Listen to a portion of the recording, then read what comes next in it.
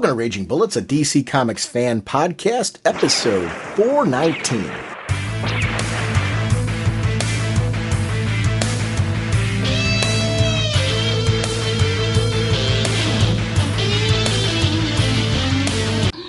Welcome to Raging Bullets. I'm Sean Whalen, drnorge, and I'm joined as always by my co-host Jim, the sensei of the whatnot Segulin, and the Duke of You Know.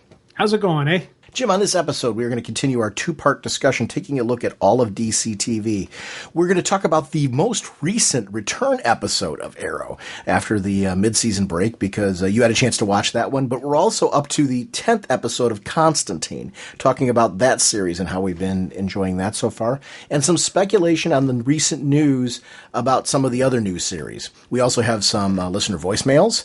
I shout out a few comics and more, all on this very packed episode. We are proud members of the Comics Podcast Network, the League of Comic Book Podcasts, and the InfiniteComics.com podcast partnership.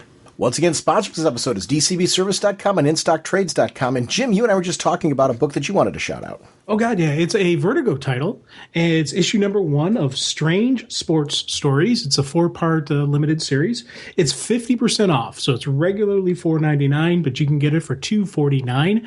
Multiple various creators associated with this, and it caught my attention because there's a gentleman by the name of CM Punk who is writing one of the stories, which I am very excited to read what he's got to throw out there. Yeah, it's cool stuff. So that's DCBService.com. Remember, they're a digital partner, so if you do any of your digital shopping, whether it's MyDigitalComics.com or any of the Comixology apps, you're going to want to link those accounts to your DCB Service account.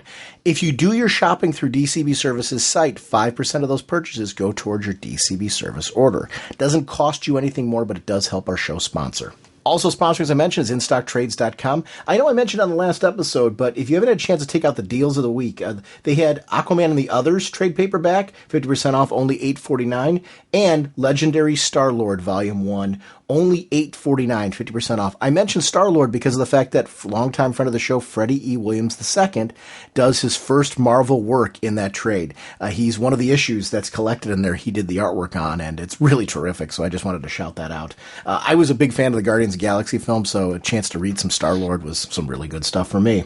Remember that orders of $50 or more at InStockTrades.com gives you free shipping. Mr. Segulin, what kind of a podcast are we? Raging Bullets is a spoiler podcast. We go in-depth into plotline, story twists, and whatnot regarding the Arrow and Constantine TV shows. So, if you aren't caught up with these shows, you may want to come back later so you can better enjoy the show. Wow. Let's talk some TV.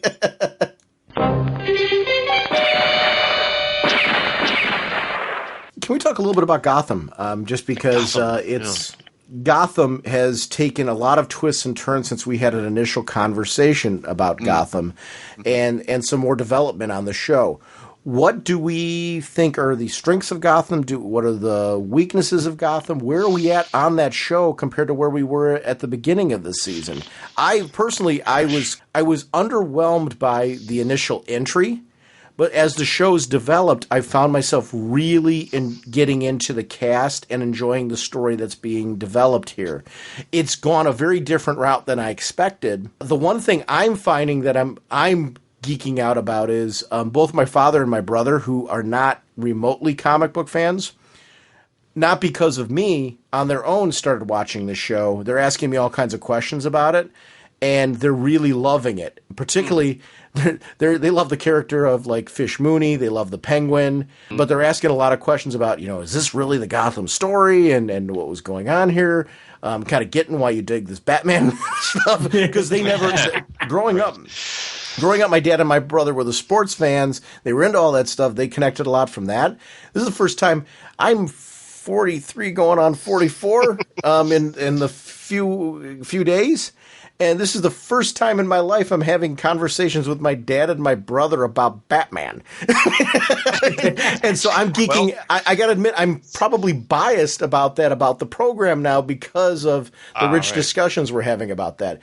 Where are you guys at in the show? And Art, I'll let you go first on that one. Where are you guys at on this program from where we were in our first conversation? It's a show that I have mixed feelings about. There are some things about it I really like, and then there's some things about it I keep going, I need more of this or more about this character, or I don't understand why they're doing this. For me, I find that that the tone of the show is not consistent. It seems like it's trying to do too many things, or trying to mix in and too many elements.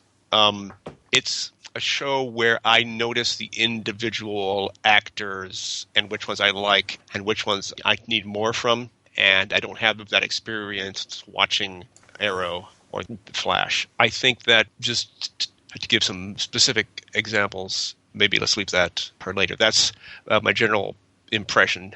I'm still watching it because there's enough about it I really like, to keep me watching, basically. Jim? Yeah, I'm liking it still. I think it's I'm more in Sean's camp, but I do have issues like Art's saying. I think you and I think Art are gonna have some of the similar issues with. There's some stuff that the way I look at them, like if I was running the show, I would have done this a little bit different, or I would have done this a little bit different. Whereas when we get to like the Flash and the Arrow stuff, I'm pretty much solid along with the story being told, with an occasional, oh, wouldn't this been a kind of neat, or wouldn't this been a kind of neat? But it's not, I think Gotham has stronger, where I'm like, I would have done this, but I'm not knocking what they did, because the story that was presented was a good story, but I think they could have done this differently, or they could have done that differently. See, as the series has developed, I was very critical of the first episode, where I just felt very underwhelmed. I think as the story's developed and we've gotten to see real exposure to certain characters, a lot of it through the eyes of Jim Gordon, I've really grown into it. To me, introducing Leslie Tompkins into the series, I thought is great. I see her maybe becoming a love interest for Jim Gordon, while he and Barbara are having these weird issues that they're having right now of disconnects. Because Barbara clearly has had with Renee, a very, what do I want to say, hectic, harsh, troublesome relationship.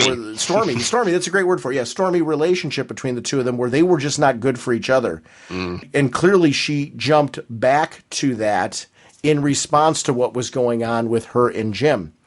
Right. Now she went to go back to Jim and try to give it another shot, when I think she's really wasn't ready to do that. And we're going to see where this goes for her. I don't think we're going to see the two of them connect soon. I loved the introduction of Leslie Tompkins at this stage in her life, because I've always loved that character in the comics. I thought the actress who I loved on Homeland so recently, and I liked her when she was on V, that Marina Baccarin, and I'm probably butchering her name, so apologies. But I really think that she did a great job of feeling like Leslie Tompkins. The approachability of the character, her intelligence, yet not really fully understanding the world that she's in, because she tends to see things with more rose-colored glasses, perhaps, than Jim Gordon would. I thought was really great. Yeah, she is one of the first Batman stories I ever read that left a lasting impression on me. I don't have the issue around, I don't remember the number, but it's an issue that features, the relationship between Bruce and Leslie Tompkins, and that she knows that Bruce is Batman. And I've always liked that character because of that story. And so I'm really glad to see that character on the show, because she's one of my favorite Batman supporting cast characters. I've liked that actress in everything that I've seen her in, yeah. Oh yeah, she definitely. I think we're all in a love fest with Leslie, and I think she's one of those where the character introduction and their usage was just spot on. And going on with Barbara, I love how they're really playing her, because there's some classic addict actions and just behavior patterns. It's when I'm watching it's going, oh my God, they got that spot on with just, the way she's reacting, how she's jumping from the one to the other. And I agree with you, Sean. She jumped from basically it was a frying pan into fire, and just going from one thing to another, and just trying to, instead of taking those moments to find herself and get her focus and her center, which is what Renee did, and was why Renee is saying no. We need to part for a little bit, because Renee is in that that sober mindset, and she's fighting for her sobriety and fighting for herself. I'm really curious to see what they do with the Barbara character, because the way that character is being written now, well, like you say, Jim, she's an unrecovered addict, and she's practically out of her mind right now. She's like a dangerous person to be around. I mean, when she makes the call and Ivy answers and she loses her mind, and I'm like, that was a little girl. It was pretty clearly a little girl. You are interpreting this in the worst way humanly possible. That's also her. I'm going to defend her slightly. That's also her place. Right. Yeah. Okay. Yeah. True. But you're right about it clearly being a little girl. It shows which I think validates some of what you're saying too, though, because clearly she had a certain state of mind when she called Jim. Right. Yeah. At that point, and had already had that situation with Renee. So it's funny how she was not in a state where she was really well to go back to Jim anyway. I'm going to be very curious to see where that arc goes in the series. There's a lot of things going on in this show. Like, I'm loving the crime family stuff. I like that. Yeah. Fish, Mooney, and Butch. I like that the Butch thing didn't go where I thought it was going to go. Because I didn't see that part coming where Butch turned on his buddy. I'll be honest with you. I 100% saw that going that way. As soon as they started that scene and he's in his car and the music's playing, I'm like, oh, he's going to kill that guy. When they were in the car, I thought that was the case, though. I thought Fish was going to kill Butch earlier in the show. When it got to the point that he got in the car with them and the two of them were sitting there, then I did think that was going to happen. But for most of the episode, I was thinking, because he was leaning so towards his buddy, I thought Fish was going to kill him.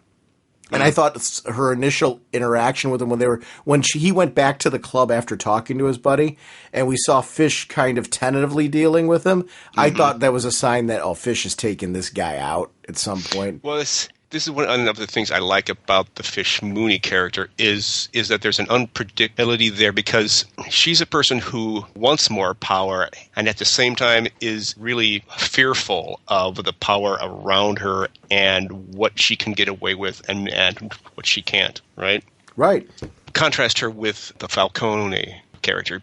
That's a character you can predict what he's going to do in most scenes. But with Mooney, you can't. I'm glad that they play those two characters in different ways. The really high boss who, in some ways is, he plays a role of kind of, the stereotypical like mob boss who is really in control and knows how the game is played and knows what moves to make. And then you have the Fish Mooney character who is rising but is not entirely confident in how to do things. Yeah, I absolutely love, just the Fish Mooney character. You look at her, just the level of strategery that she has, and just the way she plays the multiple angles, the one story, it's the one side against the other side. The fact that we had the whole discussion, that questioning is, was she going to kill Butch? Was she not going to kill Butch? The fact that there Wait, is Jim, there's somebody at the door for you. I think it's Fish Mooney. She wants to talk to you about using the word strategery. I'm wondering, what the heck is that noise? I'm like, okay, somebody... Sorry. I'll have she likes the word strategery. That's what she tells you when you're looking at her. Yeah, Butch is over in the corner waiting to talk to you about it too. Butch and I are going to make amends because that one time when we knocked over the butcher store, he took all the fine cuts. He didn't give me any. It's always bothered me. I love that scene. I absolutely love that scene. Mm-hmm. He had to make amends with his friend before he killed him. That's right. And it's just such an awesome scene, and just the whole time I'm like, oh man, this is great, and then just bam, one shot, done. Mm-hmm. Yeah. I have to bring up probably my favorite scene in recent episodes was, I thought this was just hilarious. there's a moment with the Edward Nygma character who, I don't know, I can't remember the actor's name, but they're doing a great job with that character, I think. But there's a moment with the Edward Nygma character where he's in the morgue and he's like starting an autopsy and he's recording it and making all these sort of odd observations, right? Do you remember this scene? Mm-hmm. Yeah. And then in comes, the guy in charge of the morgue and says, "Nygma, why are you here?" It's like all of a sudden, he's not supposed to be in the morgue performing autopsies. And that's Corey Michael Smith is the actor that's playing him. He's doing a great job, I think. I want more of him. I think he's as good as, in different ways, as good as the Penguin. And again, I can't remember. Robin Lord Taylor. I think that those two actors are doing great work, I think. Oh, God, yeah. Big time. I concur on that because Penguin has been one of the characters that from the beginning that I'm like, oh, this is awesome. Mm-hmm. You just see that building of that vicious crime boss to become, that will become the Penguin. And now the most recent episodes, he's embracing the nickname. It's no longer a nickname. He's not Penguin. He's the Penguin. Mm-hmm. I just like that little voice fluctuation where he puts in there, where he's just standing a little bit taller. He's standing a little bit, he's got a little bit more power to him. You need to be afraid of the Penguin, and I like that. I like that, he's just this weird guy who clearly has always been weird. He was the weird kid. He has a weird mom who, I love the mom character, played by Carol Kane, who's a great actress, I think. Really interesting actress. I love the scenes with the two of them. I think are just like, these people are weird. His backstory is weird. Bullock is fantastic. It's Donald Logue, and I'm butchering his name. Donald Logue. Yeah, I think. I'm probably butchering his name, but I adore the character. What I like about him is you start off not liking him, and then quickly he starts to step up, and because he is homegrown, he's part of that world. Whereas Jim Gordon's kind of our lens into, he's the outsider who's come into this world. So we're kind of traveling along with Jim for certain parts of the story. It does shift off to other people, but I do feel like in a lot of episodes, we're seeing a lot of Gotham through Jim's lens because he's like us, the outsider coming in, and he's more objective to like, no, none of this should work this way. It's just all wrong. And he's having an effect because of that. But I like that it's not as simple as that. There's other stories that are happening that are captivating. Bullock's arc so far I found very interesting because out of respect to Jim and what's going on, Bullock's not fully clean yet, but yet he's turned a corner, and we got to see what led him down the path of, he used to be like Jim. Now it wasn't because of what happened with him and his partner, and then through that redemption story, we had a chance to see Bullock gradually start to become more like the character that we see in the comics, which is very true to the character's history. I really have liked his story so far. He's a guy who is obviously very loyal to his partner, even if the partner seems screwy to him. I guess because, of the partner that he lost. I'm sure that's one reason. It may also be that he's just, that kind of person. Sometimes the writers give the Bullock character these kind of canned lines or these cliched lines, and that's when I find Bullock to be the least interesting. I find him really interesting and engaging, and I think that the actor's doing a great job when the writers really give him something to chew on, like a really good scene. I think that he really stands out then. I want more of that and less of the canned lines. It's funny how as the series has gone on, there's characters that I feel we've seen a lot of growth. I still adore Sean Pertwee, who's playing Alfred. I really like the character who's playing Bruce. But what I like is, because of the fact that it's set in Gotham, I like that they don't feel that Alfred and Bruce have to be on every episode. They're on the episodes, and they're in situations that make sense for their particular characters. That's a good point. Yeah, and it's the because you talk about Bullock, and some of those scenes where I love the one scene when he kind of it was the mask episode where Gordon is pretty much captured, and Bullock's got to go through the list and no one wants to help Gordon, and he's like, and he just shames him, and he just opens up, and I was like, that was a cool Bullock moment. Yeah, that was a scene where he was just, you're seeing the good guy, you're seeing the beginning of the redemption, and even from that point on, you see that up to even when they're going to go up against the mayor, and he's like, well, this is it. If I'm going down, I'm going out in a blaze of glory. Picks up the shotgun, locks and loads, ready to roll, and those were just some really cool Bullock moments. Yeah, and I was like, okay, that's the guy I want. If anything happened to me or my family, that's the guy I'd want to have the collar. But you're still uncomfortable with him. There's something to that. I like that I'm not 100% like he's that friend where you're like, oh, I like him so much, but every so often, he infuriates you by the choices that he makes. Yeah.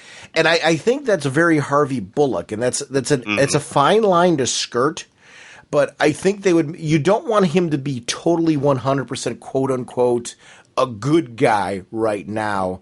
You want a little bit of A, a lot more of B. But you still need that little bit of A in there. We saw a lot more A earlier in the show, but we still need it there now.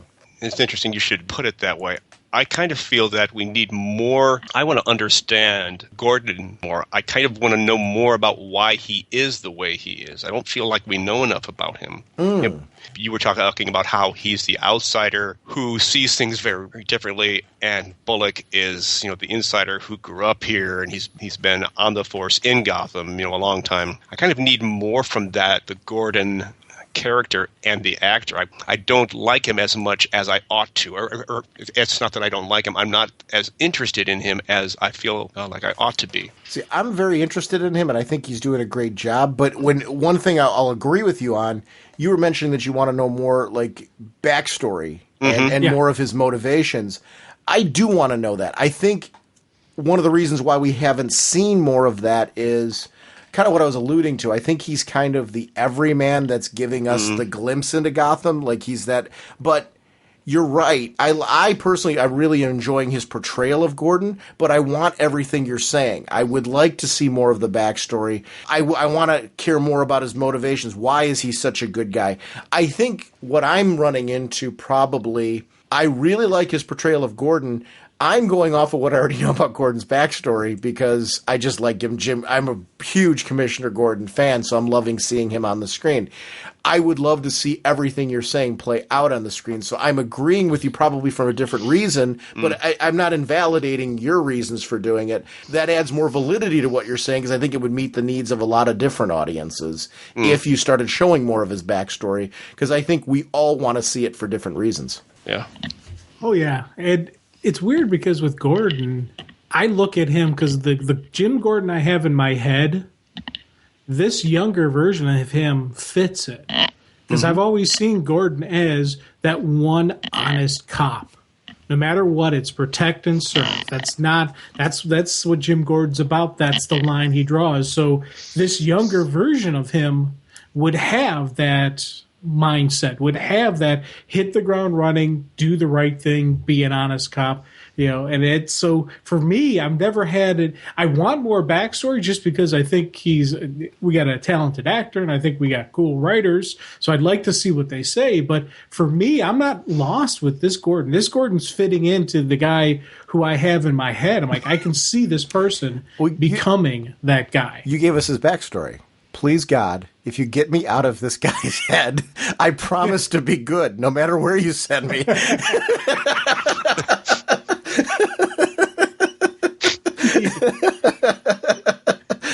It doesn't matter, I promise. I'll be an agent of change. Whatever it takes. And I promise not to reveal to anyone why I'm here.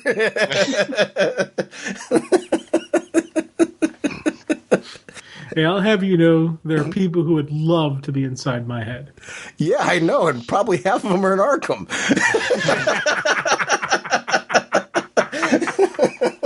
Okay, I walked into that one. I think Zaz would like to be in your head. Nigma would like to be in your head. We got all kinds of people.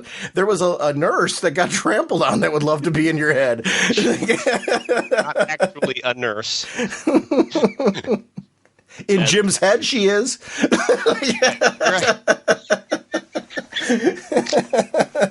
That's right. At least if he sees her that way, it'll be Right. Oh wow, this is a very special Gotham. I don't know. I read the comics for years, and they did 2 episodes about them being inside this guy's brain. Are there other characters or things that are standing out for you for Gotham, or questions you have, or things you'd like them to explore from Gotham, maybe that they haven't gotten to, or changes in direction you'd like to see as the season progresses? That's an interesting question. It's a tough call because on the one hand, I want more future Batman villains introduced and want to see those characters move towards those roles. But at the same time, you don't want to move too fast with those things. You don't want it to get overloaded with that. I kind of want more Bruce. One of the problems I have with this show is that Bruce and Alfred are only occasionally involved in what's going on in the main stories. And for me, it kind of begs the question of why they're on the show. But if you don't think of them as main characters, I guess that's a little easier to swallow. It's like you have them on the show and yet they're not on the show much. And I kind of feel the same way about the Selina Kyle character. I want more of her, but she's not on much. She has more to do with the main stories, which are usually obviously involve Gordon and Bullock. But in a show about Gotham, you kind of have to have Bruce there in the background at least. But I wish that they could figure out how to mix those characters together more often or something. The one thing that seems like they're doing, did either of you read Gotham Central, the comic? Once or twice, here and there, yeah. The series, its use of Batman and characters, like your main traditional Batman characters of Batman and Alfred and stuff like that, they were more background characters. It was more of a focus on the police force, the street level of Gotham. This does feel to me a lot more Gotham Central than it does a Batman show, if that makes sense. And I'm not saying that as a critic. I quite like that because I really liked the series of Gotham Central. I was nodding when you were saying I'd like to see more of Bruce and Alfred because I've enjoyed the appearances of them. Like, I liked the bits where Catwoman was staying with them. And they had that great story going on with Bruce and Catwoman and kind of getting to know each other. They were from 2 very, very different worlds, but yet she was finding there were things that she was learning about him that she liked. He was finding things that he was learning about her that they liked. They were making assumptions about each other and finding that their assumptions were wrong. Right. And I really quite liked that exploration of 2 vastly different worlds and how easy it is, because it's a very human thing to do, right? We stereotype based on what we assume is going to happen. And I liked the whole concept of you can't judge a book by its cover, how hurtful those things can be, and also how they can be off-putting. But then people go back to their core of who they really were. So I really thought that was a nice use of those characters in that particular arc and dynamic. And Alfred had just some amazing. I think Sean Pertwee's Alfred is just really one of the better Alfreds that they've had because we get to see him a little younger and more active. Right. It's easy to have the scenes or the lines where Selina Kyle is critical of how Bruce lives and how he's been raised and how he sees the world. I like that they included the reverse because it's not as easy, to criticize the attitude of this character who might be more worldly wise, but from Bruce's perspective has a bad attitude. That part I thought was interesting because there were things that Bruce was giving her a pass on. and other things that for him were like almost baffling in the way that she behaved.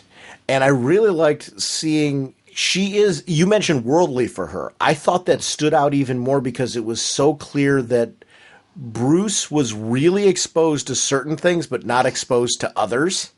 And it was almost like he was learning from her what that world was like. He got a major glimpse into that world from that relationship. I felt like he was very much the rookie in that. And I think that was really good writing and really good acting for actors that are that age to pull that off and invoke that kind of emotion in that episode. Mm-hmm. And that's an example of why I want to see more of those characters, those two characters. Really like the character of Selena Kyle and how they're writing her. I like the actress. I liked all those scenes with Bruce and her. I thought that those scenes played well, and so that makes you want more of that. So one of the main things I'm curious about in terms of this show is sort of how it evolves, like what this show looks like at the end of this season, at the end of next season. I'm not sure if it's been renewed yet, but I'm curious to see how it evolves. I want it to be. I actually think a lot of the things that were, like you're saying, that you want, I want to see them too. I want to see them gradually. I want to see Bruce grow.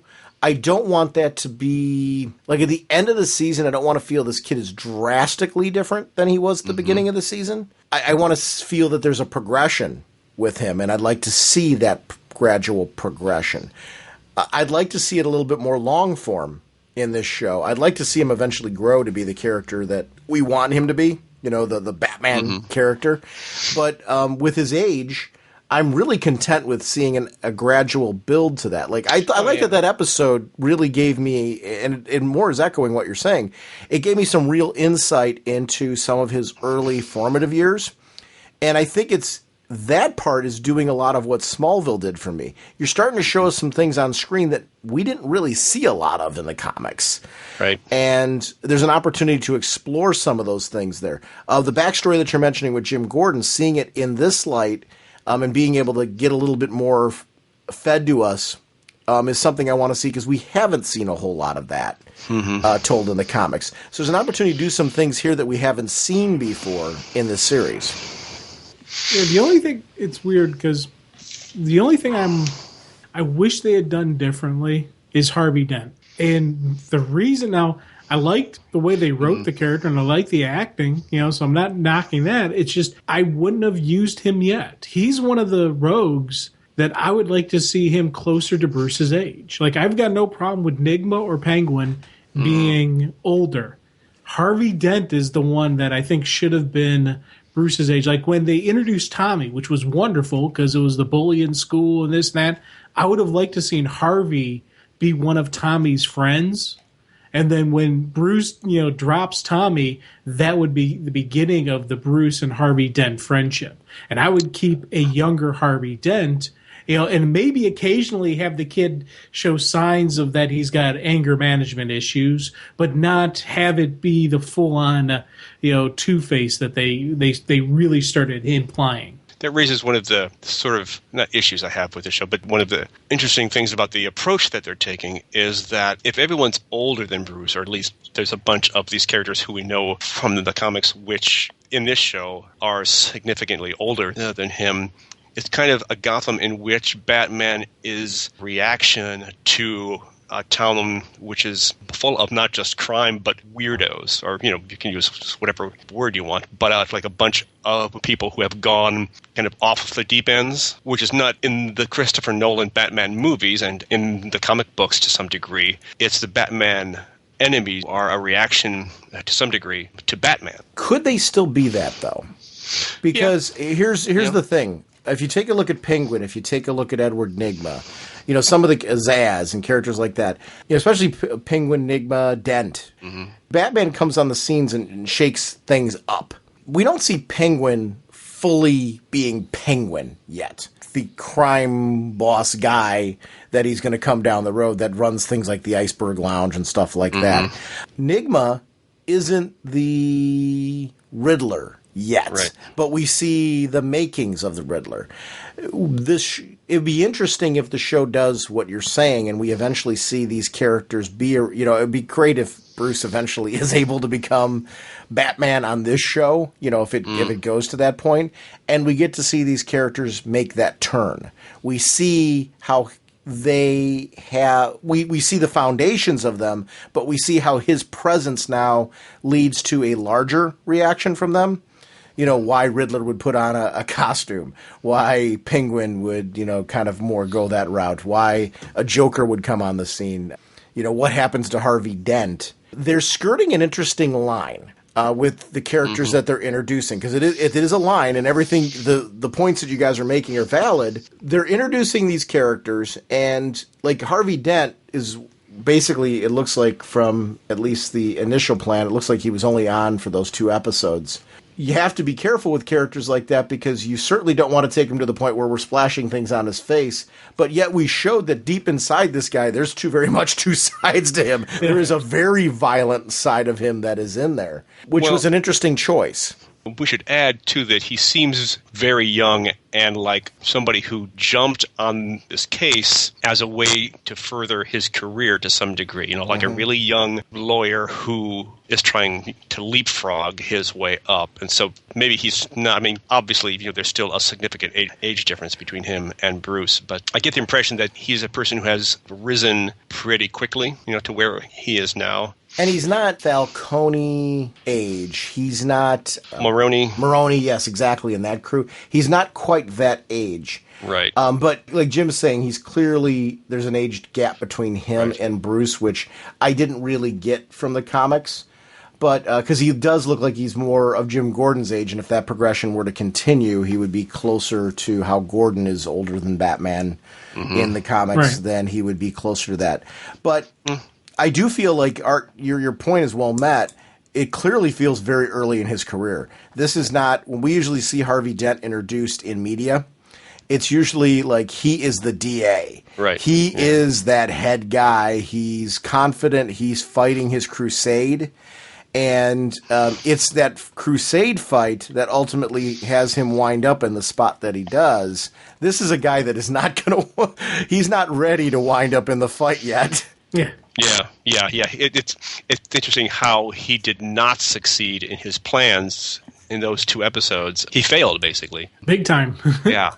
It was interesting. It kind of relates to what we were talking about earlier about how we don't want to see things move too fast, right? Yeah, exactly. Guys, is there anything about Gotham or really any of the shows that we've talked about where you're like, ooh, I really wish I'd mentioned this, or there's something I really wanted to say about it that we get to before we wrap up here? Oh, I want to mention how much I appreciate the presence of the Ted Grant character on Arrow. I'm a Wildcat fan. Big I time. love that character. Yeah. Just this old grizzled guy who has been around the block a whole bunch of times, and I like that they have him on the show. I kind of wish that he was older, but I understand that they want to have a potential romantic entanglement there with Laurel, maybe. So, and he did in the comics, in certain variations of the Black Canary, he did train Black Canary. Oh, okay. They are pulling from comic lore. I remember some of the early JSA, JLA crossovers that I read, especially the ones that were drawn by Perez, going way back, the Dark Side ones and things like that. I loved Wildcat. I loved the character because Earth 2 didn't have a Batman because Batman had since moved on and died.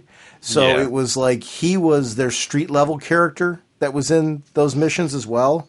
And I liked that he was unique and different enough from Batman that he really stood out. I loved his costume. I found myself fascinated by Earth 2 characters growing up because my exposure to them wasn't the Golden Age. My exposure to them was JLA, JSA crossover. So we get that yearly crossover, and you get to see these really colorful, unique variations on character types that were standard for me on shows like Super Friends and stuff like that. So it was really nice to see those characters. I'm with you. Seeing Ted Grant mentioned on any level made me giddy. Yeah. You were hoping, Sean, that Ted would introduce Laurel to his old buddy Carter Hall, though. I was going to bring that up a while back. I was like, where can we squeeze Hawkman in here? Well, he's preparing a mace for your head. So it's like he's actually, that's episode 3 of the Escape from Your Head. Mace meet face. But that's going to be after the season cliffhanger, so we've got that all planned. Oh, okay. But I actually would love to see Hawkman done on television again. There's so many DC characters. I mentioned Adam Strange before, but there's so many DC characters that I'd like to see as, you know, with the fact that Krypton's coming and then Supergirl's coming. Supergirl in particular opens up another opportunity to explore another set of characters. Because Arrow's introduced certain characters, Flash has introduced certain characters, Supergirl could. What I'd eventually love to see, though, is some of these characters that are being introduced appear on the other shows. Mm-hmm. Like if it was a villain for Arrow and they survived, I would like to see them pop over there. I'd love to see when the Reverse Flash arc is done over on Flash, at some point in one of the later seasons, because Flash is got something going on in his show, I'd love to see Ollie versus Reverse Flash. Reverse Flash comes to his town, and Ollie and crew have got to try and take him down. I think that would just be an interesting dynamic to see some of those. So I think with having this shared universe of programming, we're going to have some interesting opportunities if they're able to take advantage of it, to have villains that were maybe made for one pop over in the other, which is something we've always loved in the comics because of the different opportunities it provides. It reminds me of something else I was going to say, although it kind of flips it around. I was going to ask if you think that different specific characters in the DC universe are better suited to an interconnected like movie and or TV universe, and if other characters are less well suited. My other observation or question is, it's interesting to see characters who you might not think of, from reading them in the comics as a flagship title, like Green Arrow. In the comic books, Green Arrow isn't like the first hero or the most important one, and yet he's the one who got his own show first. I think that that's really interesting. It gives you an opportunity to explore those characters like Smallville did, and introduced characters who made their way into the comics, and as a result expand the options and explore different things in the comics, as well as exploring different new things in the show. I think Aquaman with like Mercy Reef show did you guys ever see the pilot? Yeah. No, I have not seen it. No. It's on iTunes. You can kind of see it. I liked the concept of what they were going for there. I think that type of show would be better suited to be introduced now, spinning out of. I think Arrow has opened up some interesting opportunities in what it did well as far as accessibility. I think it did an interesting job of skirting the line of, we don't want to go super cape and tights to start, but yet we don't want to ignore the fact that this is who the character is. We've got our vigilante. We've got him being essentially Green Arrow. We're seeing that happen. He doesn't need to be called Green Arrow. They've done winks and nods to that, calling him the Arrow and stuff like that now.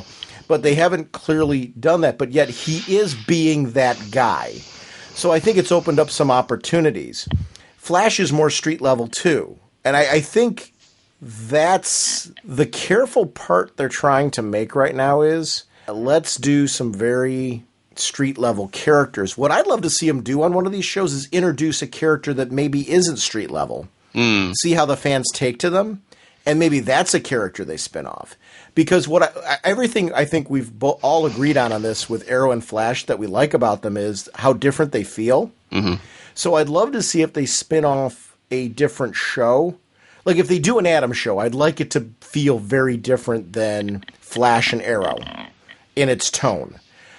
If it's not Atom that they spin off and they look for a third show, I would like it to be a character that is unique, that showcases a unique portion of the DC universe that isn't really out there.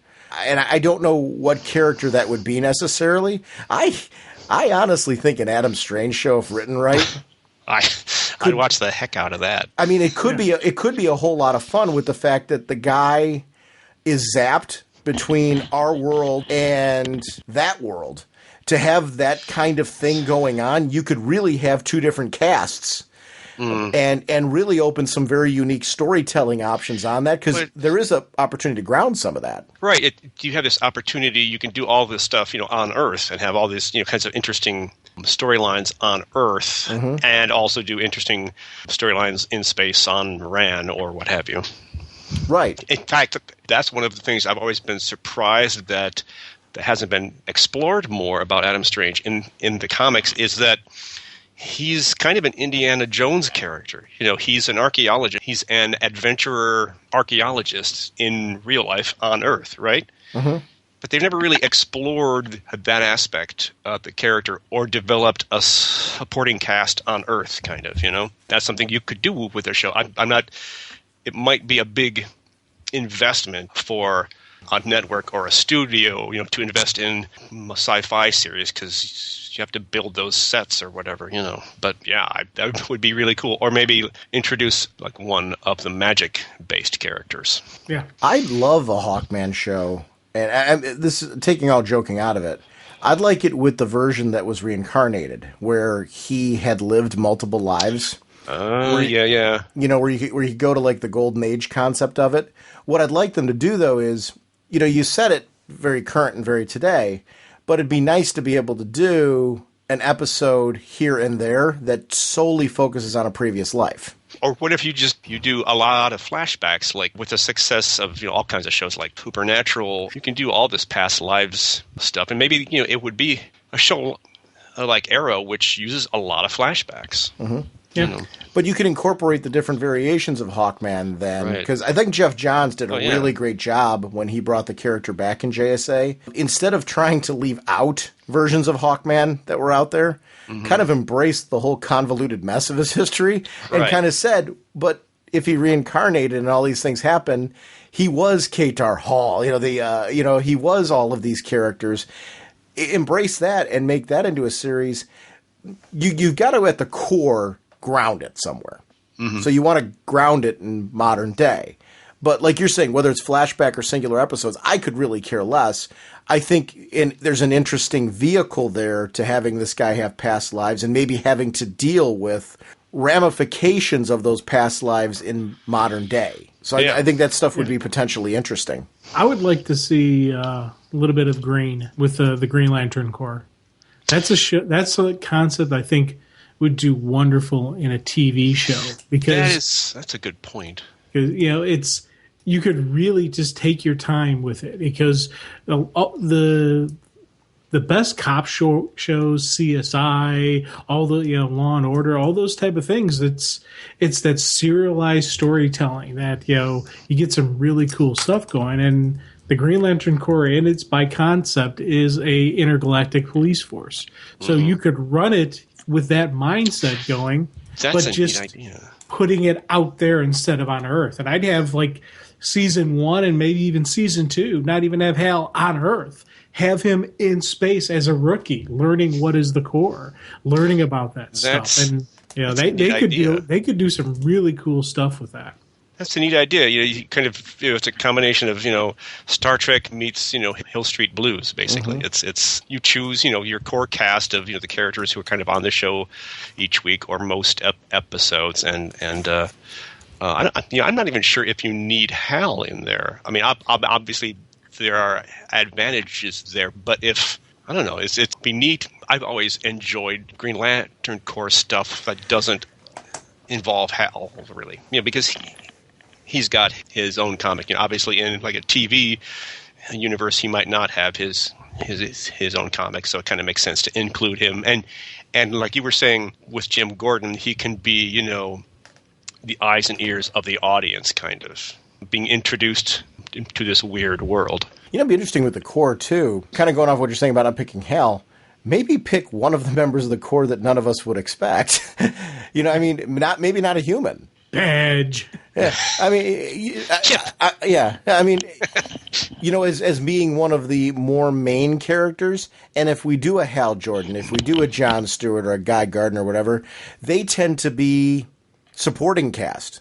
Kind of going off of Jim, like let's pick a rookie, a new guy, and kind of focus on, it might be interesting to focus on one of the other characters. Right. Just to do something that like nobody would expect. But for the familiarity, you do have cameos by Hal and John. Maybe certain episodes devoted to the first time this character is trained by Kilowog. Those type of things. And have those characters appear, but maybe in a different end. There's a lot of things you could do with a Green Lantern Corps show that would be unexpected, but still embracing the environment. Mm-hmm. It seems like a little bit of a risky investment. Just doing like a sci-fi show is always a big investment because you can't just drive in a car. You have to make a spaceship, right? It's kind of a more expensive. And with constructs, you have right.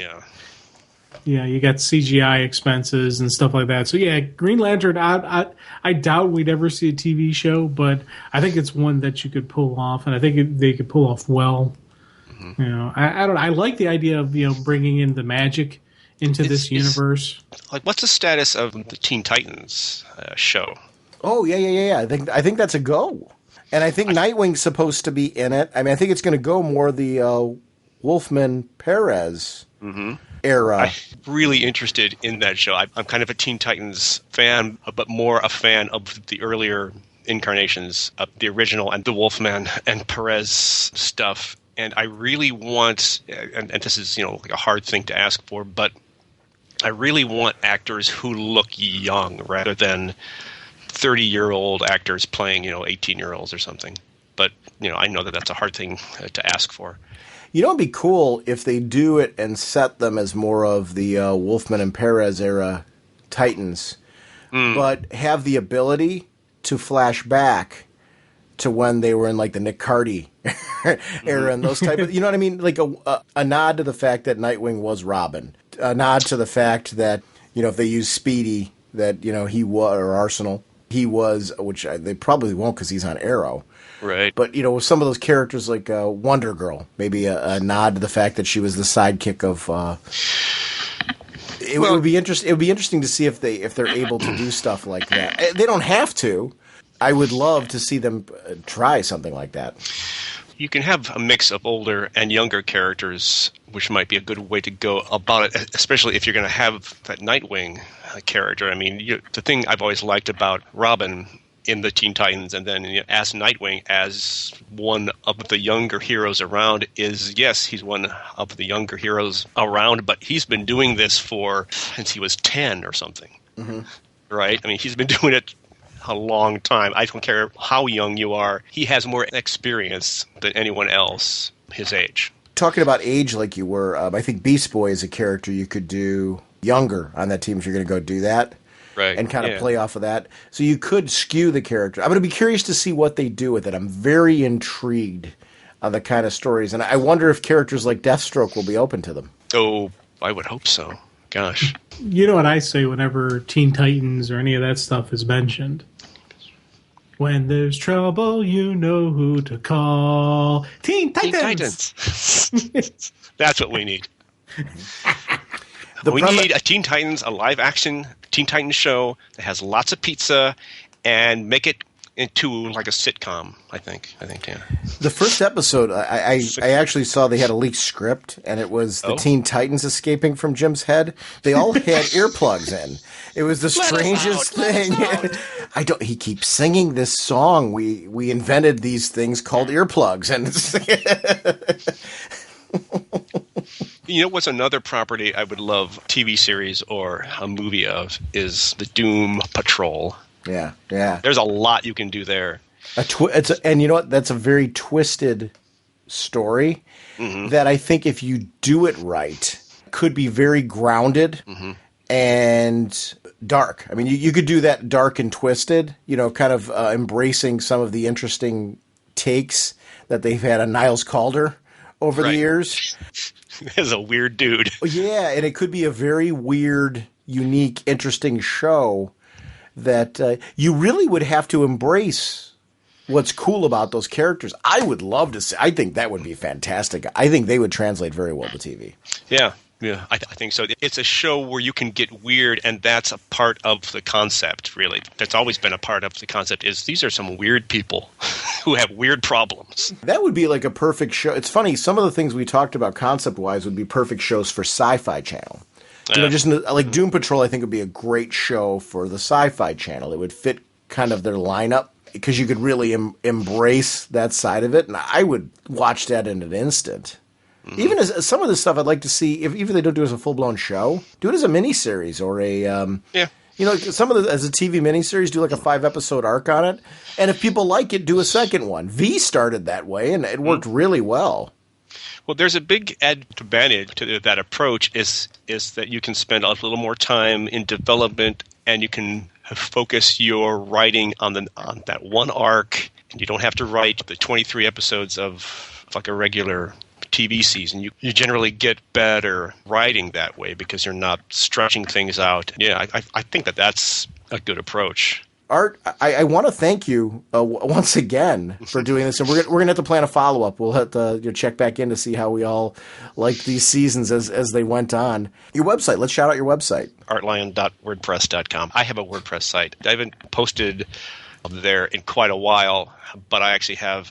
I'm working on a series of articles there, which will not be comic book related, be role playing game related. Oh, cool. And, yeah, but I hope to have more comic book stuff too. It's a combination of I wanted reviews of comics, but that means I have to buy the comics, I have to read them, and then I have to sit down and write something that's cohesive and intelligible and has a point. And I'm probably a little too hard on myself when it comes to writing, so it's harder for me to write that kind of stuff. Although I have an idea which was inspired by this idea I have for a series of articles about role-playing games. I realized I can do the same thing essentially with comic books, and it will be a lot easier. So I'm working on that right now. That's cool. I'm anxious to see just from your history on the show. You've had a lot of reference over the years to role-playing games, to your history of role-playing games with friends and things like that, and how it's driven a lot of your fandom as well. So I'm anxious to read the role-playing game articles. That's really cool that you're going to be doing that. So I'm always interested in any of our fandom culture, so that's cool stuff. I will put links to your website in our show notes. Okay, cool. So people can just go ahead and click on it right from... And I'm on Facebook as Art Lion, and also Twitter as Art Lion. All of that will be linked in our show notes. So, and cool. Actually, Art's a frequent poster in our own Facebook group community. So, if you haven't been there, it's a great time to join. It's a wonderful community of people. It's great to have fan conversations. I think one of the things I really like about it is it's open dialogue, and it's not a lot of that snarky attacks that people get on people for having an opinion. It's the kind of dialogue that we all want to have about it. So I want to thank everyone who's a part of that community, and Art, certainly you as being one of the great members of the community too.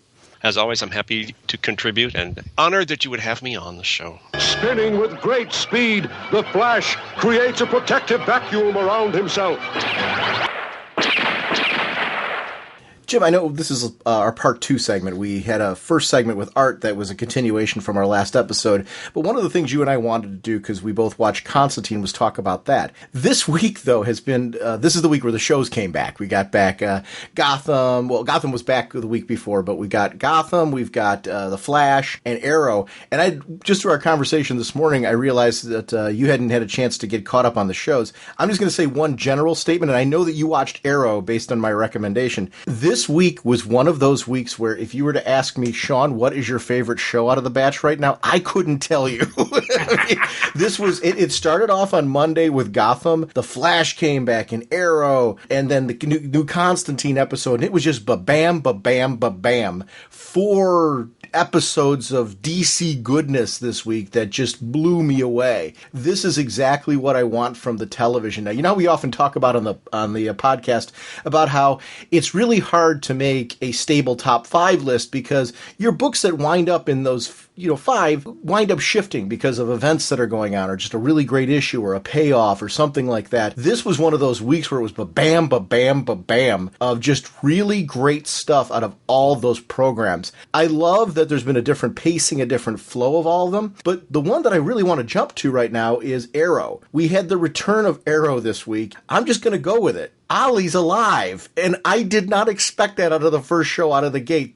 threw me, and I loved how they did it. Well, he's alive now. At the beginning of the episode, he wasn't alive. He was of dead. course, but he is alive. Right. I don't know what you're correcting there. He's alive. Yeah.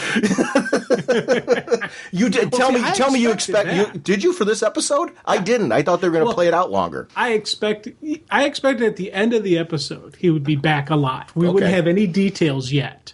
Out here, when the episode's going out, there's this mysterious figure dragging his dead body through the snow. I was expecting throughout this whole scene, the final scene would be Ollie sitting up doing a big gasp of breath, and that was going to be the end of the episode. Oh, I didn't expect to see who it was behind it. I didn't expect to see any of that stuff. So going throughout this whole episode, I was expecting the final scene would be seeing Ollie breathing. I knew it was Maceo all along. I knew that from the episode when Ollie was killed. I mean, it was really clear that he was uncomfortable with Ollie being there, that there was a history between the two of them where he felt some kind of kinship or friendship with him. We haven't seen all of that story play out in the past. Seeing how Ollie's relationship has gradually changed with Tatsu and with Maceo in the past, I had a feeling that Maceo was the one dragging him. I didn't think it was because the only person that it could have been that was dragging him was either Tatsu or Malcolm. There was a part of me thinking maybe Tatsu. I never in a million years thought it would be Malcolm, just because Malcolm's out for Malcolm, and I think that's where this storyline's going. I think eventually Thea's going to discover that too,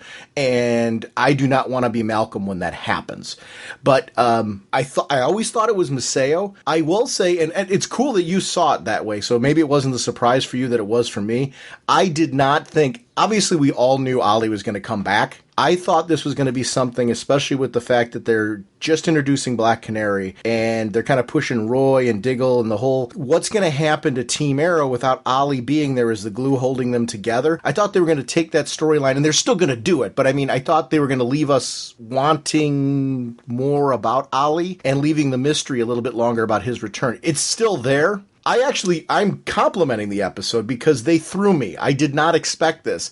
I was hoorahing at the end when Ollie was alive. I love that it's everything you said. It's still a mystery. We don't know how, which that I did expect. The surprise for me was that in the first episode back, we'd see Ollie alive. That was the part that really got me.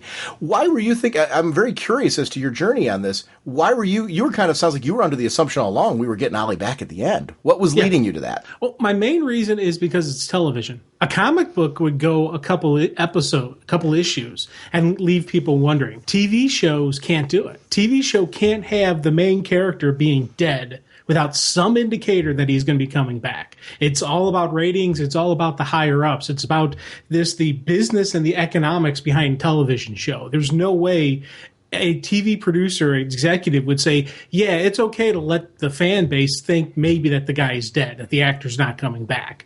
But no way. But he was in the episode all the way through in flashbacks, so... But he was in the episode in flashbacks, but the character was dead. I wasn't gonna... The whole reason was based on the fact that it was a television show. I can't see a TV show doing that. And it's a silly statement. And I fully admit that this is a ridiculous statement that it wouldn't affect viewership at all if people were, if they didn't announce it clearly. But that's just the mindset that management, television management has. They don't think like a fan. I don't think it's television management at all. I think that they revealed at the end because that was story driven. And here's the reason why. If they did no acknowledgement of Ollie at all, I would agree with you. I don't think that they had to make him alive at the end. Here's the thing. And I want to clarify this. I loved what they did. But my opinion was when they were dragging the body, that was the mystery. For the people that are fans of the main character, what's happening to him? You've got the hook for them already. So I'm going to dispute that would be the reason why they would not do any. Because if they just left it a blank slate and didn't do anything with him, then I would agree with you and say that was probably a TV thing. We needed to do some acknowledgement. The whole episode revolved around the mystery of, is Ollie alive or dead? What is this mysterious figure doing with his body? They could have taken that out longer because there's an acknowledgement to Ollie. And for the fans of the main character, you're getting a fix of him in the flashbacks in that relationship. So I didn't see it coming. And I love the fact that, here's one of the things I really like about this conversation. You and I had two very different expectations for this episode. Yet, I'm sure you're probably exactly where I am. What a satisfying episode. Oh, God, yeah. Yeah, let me just make sure I'm 100% everyone's clarified on something. I absolutely love this episode. I thought it was well written and well done, and just everything you're saying with how they crafted it and the mystery behind who it was and everything. My notion was preconceived even before going into this. Yeah. So I'm not knocking anything that was written or done or any of that, for the show. I thought this was an absolute wonderful show. It's just kind of, going into this, I didn't think they would do it. So when seeing the body, I'm like, oh, okay, we're going to get to it. I didn't think we would see the face of who was actually behind it. But though, to be honest, I like the fact that they did that. They let us know that it was, Katana who brought him back. I think that's kind of cool. And that it was, who it was, Matsu who brought him to her and all that stuff and everything that was playing out. That was kind of neat. And I really enjoyed that. But going into this, I had this thought in my head, so there wasn't any surprise, but there was still a surprise because, like you, I didn't know who was going to be behind it. I didn't know how. We still don't technically know how, but we're going to find that out, I'm assuming, next episode or maybe in a couple episodes or whatnot. Down the line, we're going to find that out. But I do think it was a great build-up, and especially how they kept doing heavy focus on, what's going on in Starling without him, and just the team falling apart and the team trying to pull together. And it's, there's some cool stuff that's coming down the line from this. Yeah, I'm really loving that fact. I like this idea that we don't 100% know what they're planning to do. I like that there's just a mystery. A mystery to the show is always a good thing. I had a totally different assumption. I was assuming that they were going to stretch this out a few episodes. They were going to eventually build to a Lazarus pit kind of thing. That dragging him was the first steps of the tease. And I guess that may be the part of me that's in the same place you are. As far as saying they had to acknowledge him on some level, because you've got to hook the viewers in to make sure you're not losing them because you've killed off the main character, quote unquote.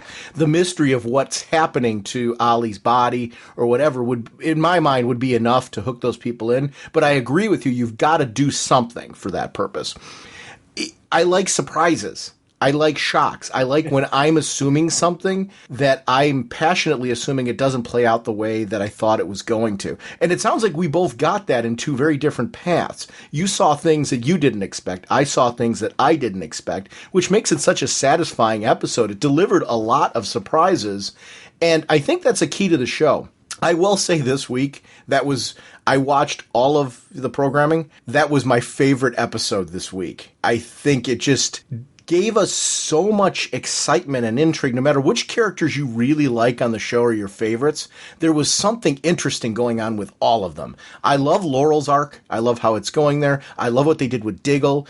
I loved the uncertainty with Roy. I loved what was going on with Felicity. It was everybody who I really dig on the show. Quentin had some great moments. Everybody was doing something, and all of them were reacting to Ollie being missing. I loved Diggle being in the outfit. I liked him trying to fill that role, but him not being an archer made that difficult. I loved Brick, Danny Brick, bringing him back. That's a nod back to the, Team Arrow years in the comics that we loved, having him in there. And I really liked how that character played out. This idea of survivor's guilt for the team in various different ways being handled as a family, them trying to work through it together and saying things to each other that make these situations sometimes better and sometimes more difficult. It felt very natural. It felt very real. It was surprising in a good way. There were a lot of things that I assumed that happened as well, but to me, when you watch this many programs and you've read comics as much as we have, you start to make assumptions of things that you think are going to happen. We both did, and we had an idea of how the show was going to play out. I love that they surprised us no matter where you're coming from. That's kind of what my takeaway is from our conversation here, which I didn't expect. You were assuming the final outcome, but I think the path to get there surprised you. For me, I was assuming the path to get there, blown away by the final outcome because I didn't see that coming so soon. So it was two very different ways to watch this program. We were both surprised in very different ways. Oh, God, yeah. And they had great swerves throughout it. Yes. Because even as the episode's going on, I had, like you, I was thinking maybe that was Merlin pulling him through the snow. You know, and then especially that one scene when Merlin's in the cave, in the Arrow cave, and he's like, "Hey, this is my, like Ollie was my way out. Now I'm a dead man as well." You know, just that whole that statement that he made about, "Hey, I wasn't trying to get Ollie killed. I needed him to win that fight for me to save my neck." You know, so then I'm thinking, okay, maybe, Merlin's trying to do something to, maybe Merlin knows the Lazarus pit. Maybe that's how they're getting it. So I'm thinking maybe that was Merlin for a little bit. And then when we get the scene where he's telling Thea, we need to leave, I'm like, okay, he's not the one dragging the body. It's somebody else. Yeah. So then I'm thinking, who could that be dragging the body? I didn't think that was Merlin at all. That's where you and I veer off. Yeah. I knew all along. I felt a very small part of me thought maybe Tatsu. A larger part of me all along was thinking it was Masao. Based on their confrontations the previous episode on the mountaintop when he was there talking to Ali, I thought Masao was the one that came down and started pulling him. I thought that was the one who was doing it. But you and I were, I think, assuming the episode, because of the fact that we were assuming the episode was going in very different directions. You saw the end game coming. I didn't. I saw a different end game. Our journey was very different on this episode as far as what our assumptions were all along. And I can see why you were a little bit more of a question mark of everybody else because of what you were assuming at the end. Yeah. And the other thing I was also, when I realized it wasn't Merlin, I got to admit, I didn't see, Tatsu at all. I didn't see her being a part of this at all. I was thinking maybe him, but I was leaning more towards Raz's daughter. And I was thinking she, because you think about just that fight scene before the end, there was such vim and just hatred in her eyes towards him. Mm-hmm. I'm thinking, there's no way she can think that he actually killed her. So I'm thinking maybe that was just all her cover because she was planning on bringing him back or something like that. These are just thoughts that are going through my head as I see a figure dragging the body. I'm like, but I will admit, I didn't think, it being Katana bringing him back. That one was a complete surprise to me. I'm very interested to see what happened to Masao and Tatsu, their relationship. Yeah. Where's the boy? Yeah. So my guess is he's either in that hut or he's somewhere completely else safe, because I don't think they killed him off. I hope they did, because again, I don't like it when they kill off little kids. Yeah. Something happened to their relationship, though, very clearly. In that, and I'm anxious to see what that was. It's a fake death sequence, is what my guess is. They realize that they'll never truly be safe from Waller if she thinks they're alive. Mm-hmm. So, they faked her death and maybe hopefully faked the boy's death, and the boy is somewhere safe, living a very happy life. And he, of course, went to the League of Assassins, and she's doing her thing. So I don't know. There's so many different cool stuff they could do with the fact that we're introducing these characters. Yeah. And I'm just like, man, it's this again, just when you think the full backstory is done, they keep taking it another level. It's this whole time we always thought he was only on the island. No, he's been everywhere in the world. Now we're seeing more glimpses of who Ollie Queen is. Felicity's arc with Ray was really good, where she's basically like, I've been through this. It doesn't end well. It does show her confidence in Ollie and what he's been through, that not just anybody can take his spot.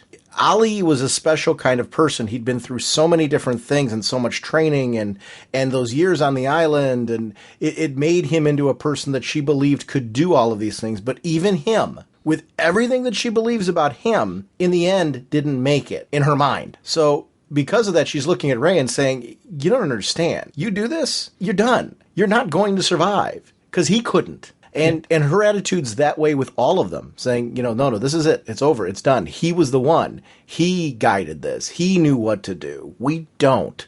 It was just a very interesting journey that I could see her arriving at. And I love that each one of them, because of who they are, is handling this very differently. Diggle, his thing, I always saw myself as his bodyguard. He saw me going first. I never saw him going first. Just that whole kind of, this is who I've been since he's come back, and I've gradually come to really like what I do as this person. Now that's gone. What does that mean for me? Roy, the same thing. Roy's dealing with this turmoil still of guilt. over what he did when he was under the influence. So now all of a sudden, this was the path I was going down. I can't walk away from this. This is, his own journey to redemption. How do you get that redemption if the guy's not there? And Laurel, obviously, seeing a gaping hole filled. Now Ollie's gone. Sarah's gone. How do I become this person that lets everything, do I let everything go, I should say? Do I let everything go? Or do I become this person that's an agent of change, that's ending all of this? Everybody that she helped put away, in her role, is now back out as well. So she has a responsibility there, not only to her, to Sarah, to Ollie. I like her journey as Black Canary a lot. I loved seeing her at the end take on the mantle of Black Canary. I wasn't sure how I was going to feel about that. It is one of those things where once you see it in practice, I'm like, whoa, that's cool. Because I really liked the sister as Black Canary. Because I always assumed it was going to be Laurel. I grew to really like Sarah as Black Canary. So I was sad when she died. This I like even better now because it's again a journey that I didn't expect. I didn't know how I was going to feel about it. And seeing it in practice is really nice. It feels really good.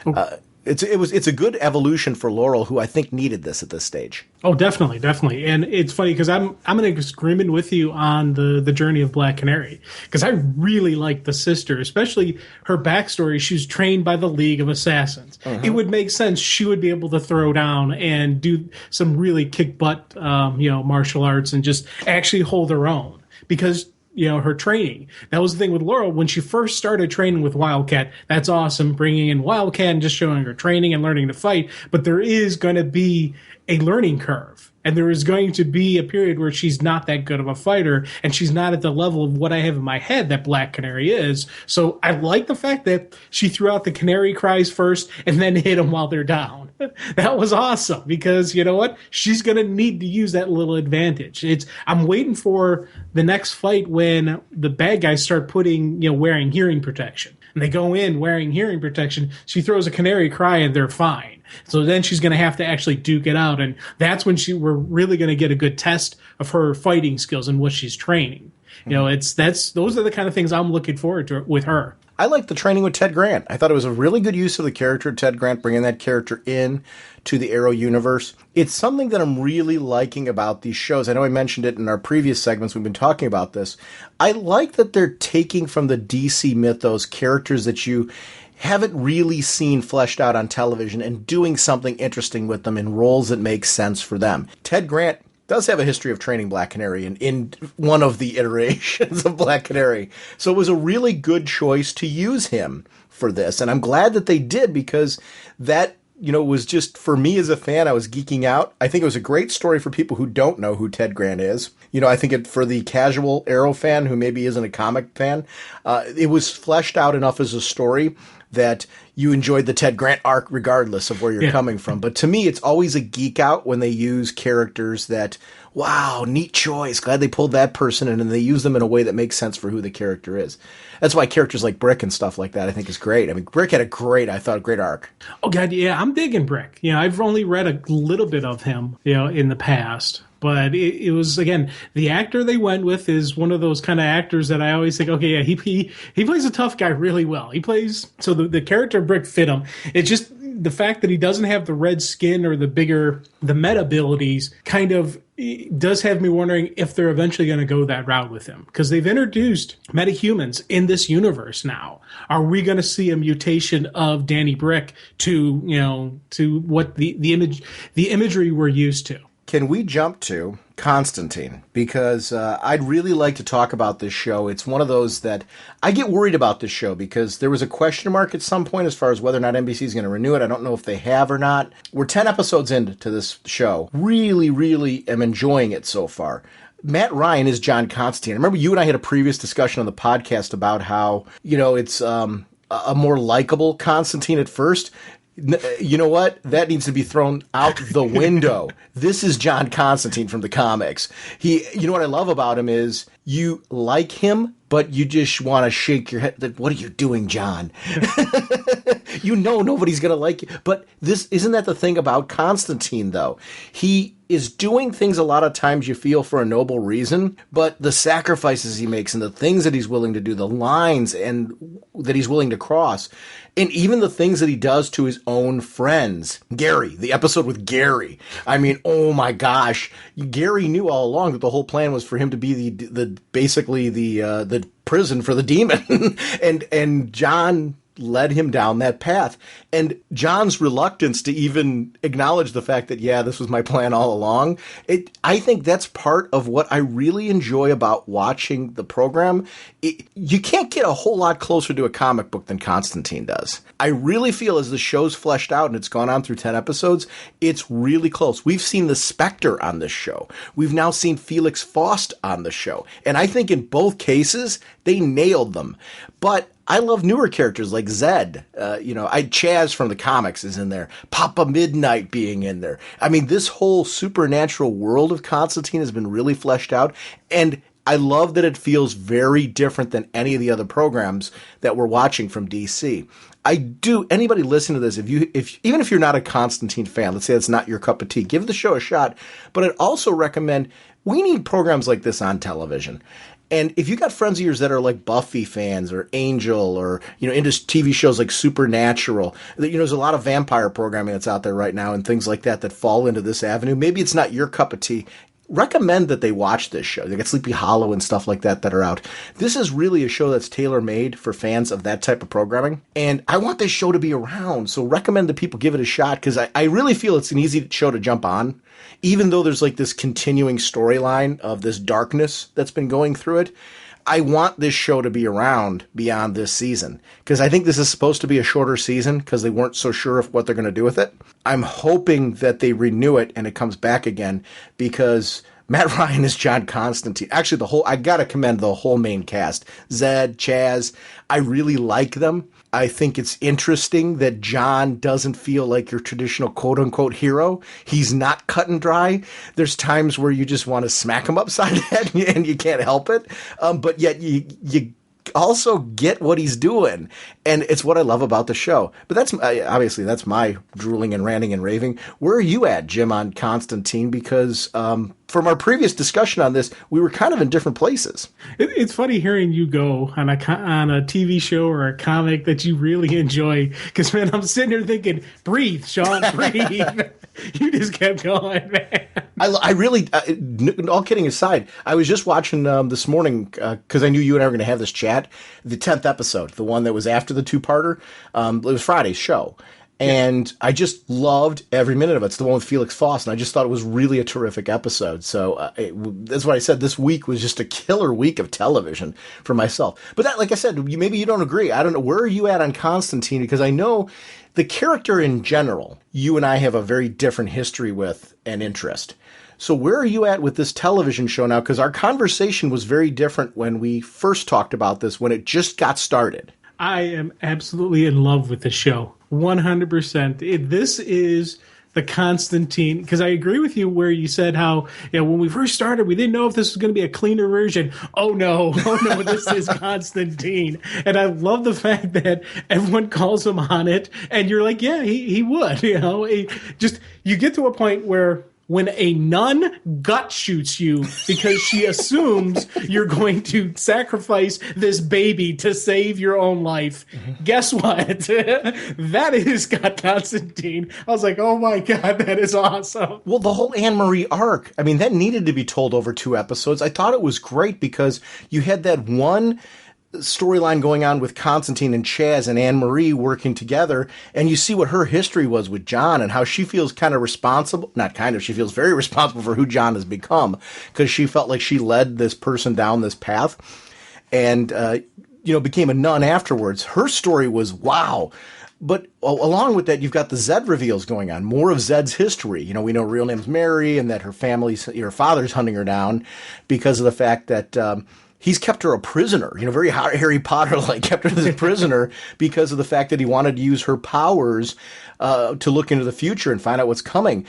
What a rich show, because there's a lot going on. Each episode has its own contained storyline, so you can really jump on this at any point in time.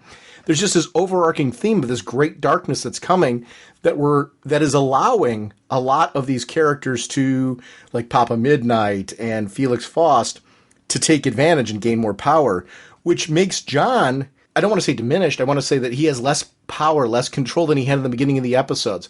If you look at the first few episodes of the show, John came in, he was the hero, he saved the day. Things weren't quite as, out of whack as they've come as the season's gone on. This great darkness that's coming, in many ways, has made John's job so much harder and put him in more perilous situations, including Chaz, who we know now has 40-something, or had 40-something lives. He's down to, 31? Maybe 30? He's down to 30 because he had 31. Then he blew himself up, yeah. He blew up real good. Which was really great. I loved that all played out. Just a really interesting program because of that. Who's your favorite? Do you have a favorite character on the show? I mean, obviously, you love Constantine, but do you have? I mean, is that your favorite? Who do you latch onto as the program goes on? John probably is my favorite on the show, which is a very good thing considering it is the show is called Constantine. Sure. So, and again, that was the thing I was so worried about going into this because I was like, because I was worried about television. Yeah, I'm worried about some executive coming in saying, hey, we got to be clean cut. You can't show the hero smoking because smoking's bad. Well, they started off that now by the end of by season now, we're seeing him just flat out lighting up and smoking and everything. And that's a very part of Constantine's physical makeup. And you can't take it out. Now, I'm not going to argue whether it's right, wrong. I don't care. It fits the character. It fits who he is. Sure. And then as we're starting to see, I was worried about him being clean cut and more of a hero and less of, a guy who will sacrifice an innocent to save, sacrifice one innocent to save a million. Well, we're seeing that Constantine. We're seeing the guy who makes the bad calls, who makes the difficult choices, and who has to deal with the consequences of his actions. I think that is this huge moral discussion that is Constantine. So I love the fact that we're getting that darkness. We're getting that darkness in Constantine, but we're getting that where it's I don't want to say he's the lesser of evils because he's not really evil. Okay. And I think that was the cool part with the whole with the two-parter with the sister where sitting there where Zed's telling her, hey, you don't understand. You're sitting here praying for salvation. He's talking to angels. Yeah. He was recruited for this battle. And just a look in her eyes like, whoa, wait, are you serious? It's that whole, so he's not the lesser of two evils, but he's willing to get his hands dirty. And it's, there is that darkness in Constantine. I like the fact that he has that balance. And there is that question of how is he going to do the right thing? Manny, the angel, I think is really terrific. And Anne-Marie, the nun, that was really just I think it was a wonderful a series of episodes.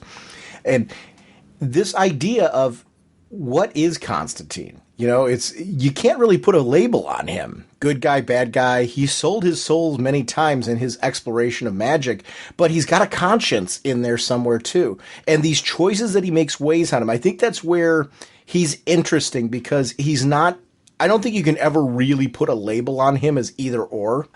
He tries to do the right thing. He sees a situation and tries to correct it and make it right.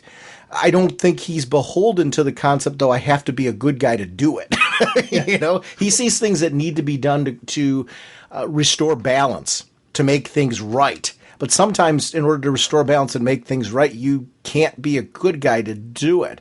And it's an interesting conundrum because the people that are closest to him are affected by it. It eventually affects their relationships, either with him or with those around them because they don't respect them for being around him. That part really struck me as being interesting on the show when you've got things like that going on. It's a very interesting program because of that. I adore every bit of what's going on in Constantine because of the fact that like Chaz and his wife, their relationship fell apart because of the fact that, John restored Chaz's life. And it was all this whole thing because he was going to be driving drunk. So John cast this spell on him without knowing for sure that it would even work. And here's the thing. I'm not entirely sure John didn't do it on purpose. Like, you think, Chaz's life, where he goes, like, let me ask you this question. Chaz and John have this conversation about at the end. It was in that flashback sequence. They're sitting at the table, and John goes, he assures Chaz that he'd been trying to, to remove the spell and restore him to his humanity and all of that. Do you believe that? No. I don't either. No, I 100% don't believe he's been trying to remove it. Right. And I think John, and that was the thing with Constantine. I think he recognized that this is a good guy to have in the fight with me because Yes. he's got 47 lives that he could sacrifice Yes. and come back. Yeah, I think everything I he really said. think he thought that. And to be honest, yes, that makes it bad on him, but I don't think he really wanted Chaz's marriage to fall apart, though. That part, when he tells Chaz, when he tells his wife, Renee, that, I honestly believed him there, that he didn't want their marriage to fall apart, but he did look and think, hey, this is for the greater good, having this guy who can't die at least for 47 more times.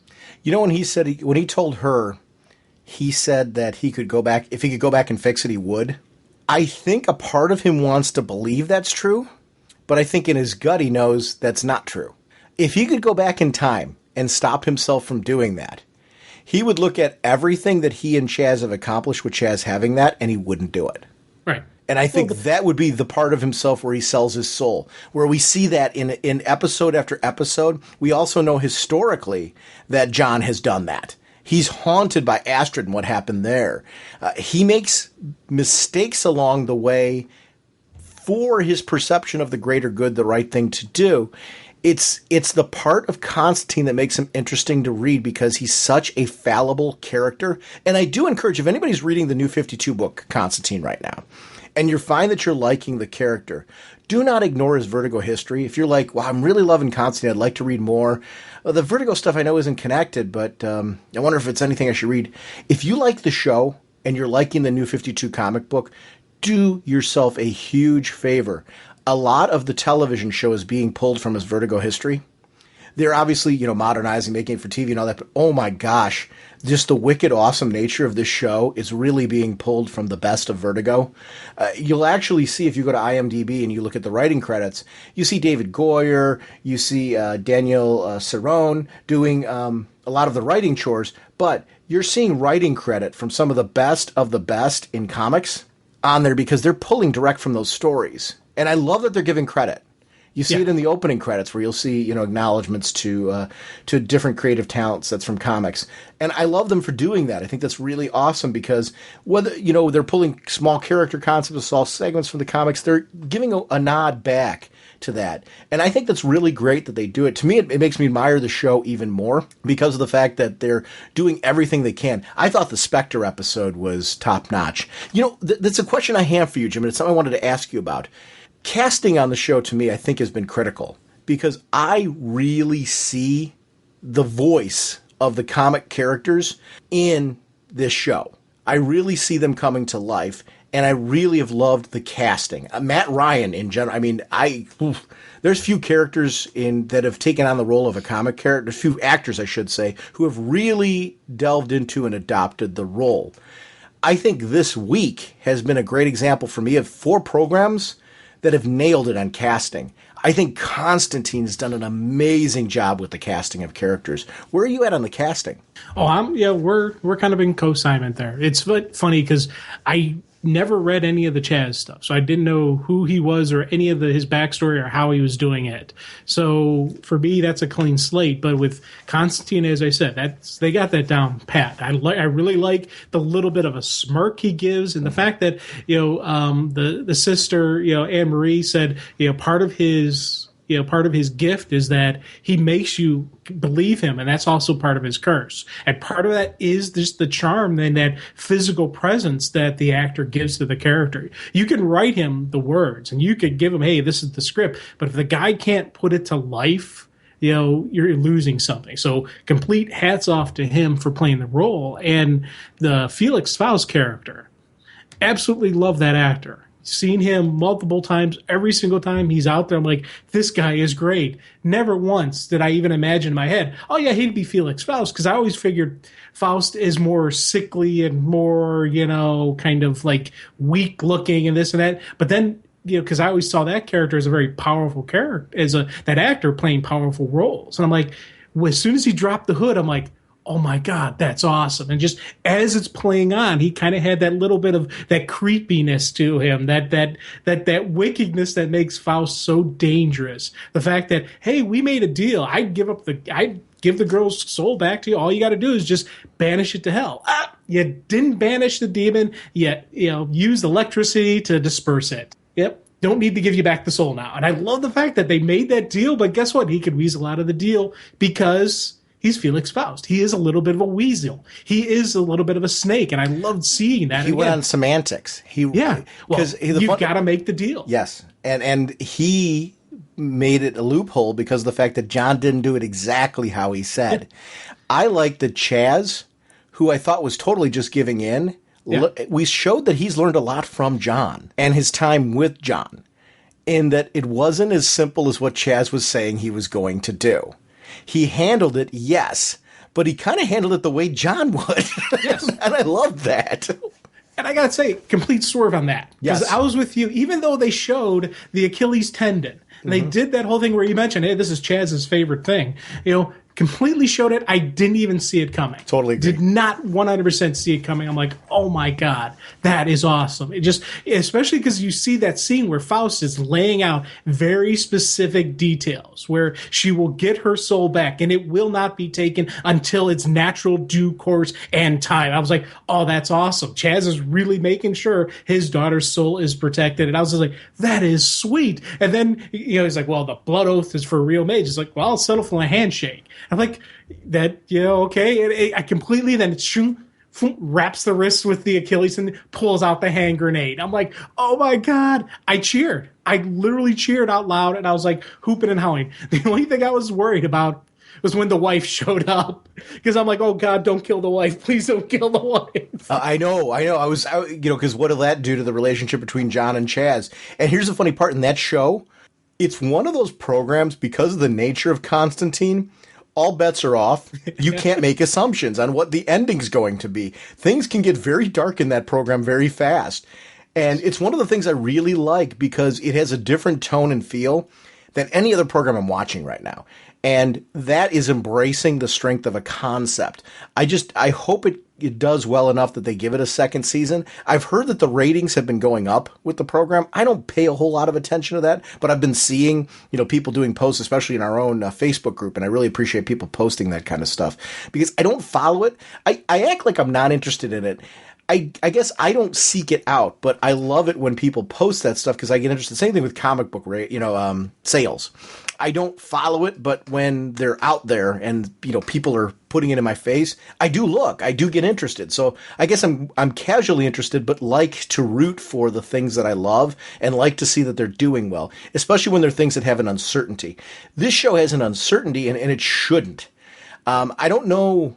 See, for me, I guess traditionally, I don't know how ratings are done anymore, especially with a program like Constantine. It's on Friday nights. That seems like a good night, sort of, for the program, but I don't see a lot of promotion for it, if I'm making any sense. And I think it's a great program that really should be promoted to the Sci-Fi Channel watching audience and things like that, to just say, hey, come on over here and look at what we got going on here at NBC with Constantine because it's a cool program. The writing is top notch. I do encourage you, if you watch the first episode or maybe the first couple and you weren't totally pulled in, to start watching a few more of the shows because it is a show that builds. And I think the understanding of the characters, where I'm at in episode 10 is not where I was in the beginning. This was a program that I was really enjoying out of the 4 programs that I was watching. But if you'd asked me earlier on, it would have been number 4 in my list. I'm at a point right now where I will vehemently fight for this program because I think it's great. And it's a very different spot than I was in the beginning. I'm buying these off of iTunes now. The season pass works a little differently for it because of the fact that it's not a program that's locked in to a certain number of episodes. When you buy like a season pass for it, it just gives you the currently released episodes of it because there's not a set amount that has been in play. Whereas like Arrow, I ended up this year buying the season pass for that and the Flash.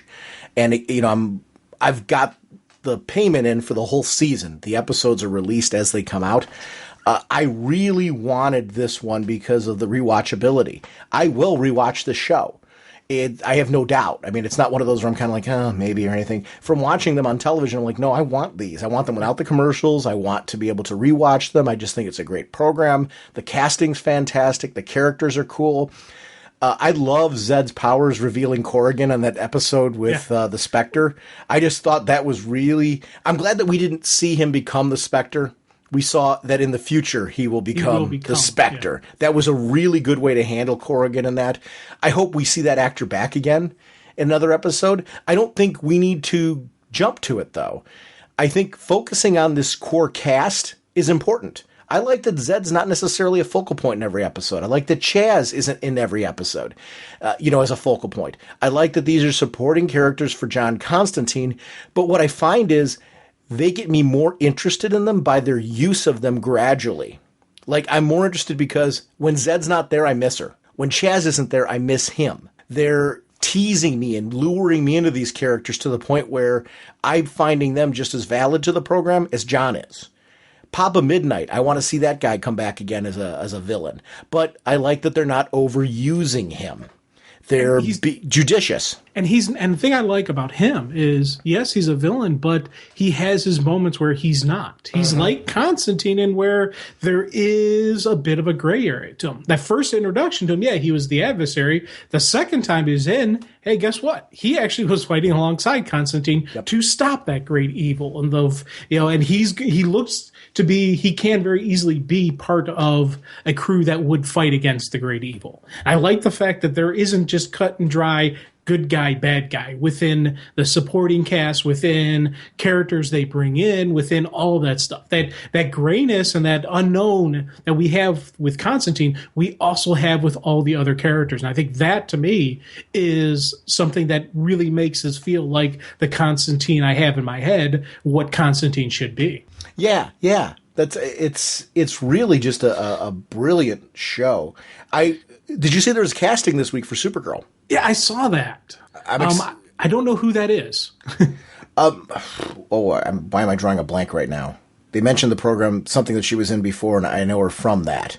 Yeah, I don't think I ever watched that episode, that show, and I'm drawing a blank what it was. But when I saw that, I'm like, okay, she was on this show. I'm like, I don't ever remember watching that episode, that show, so I'm just excited. Who she is. I'm excited to hear the final casting. That part, it was something that was really important to me.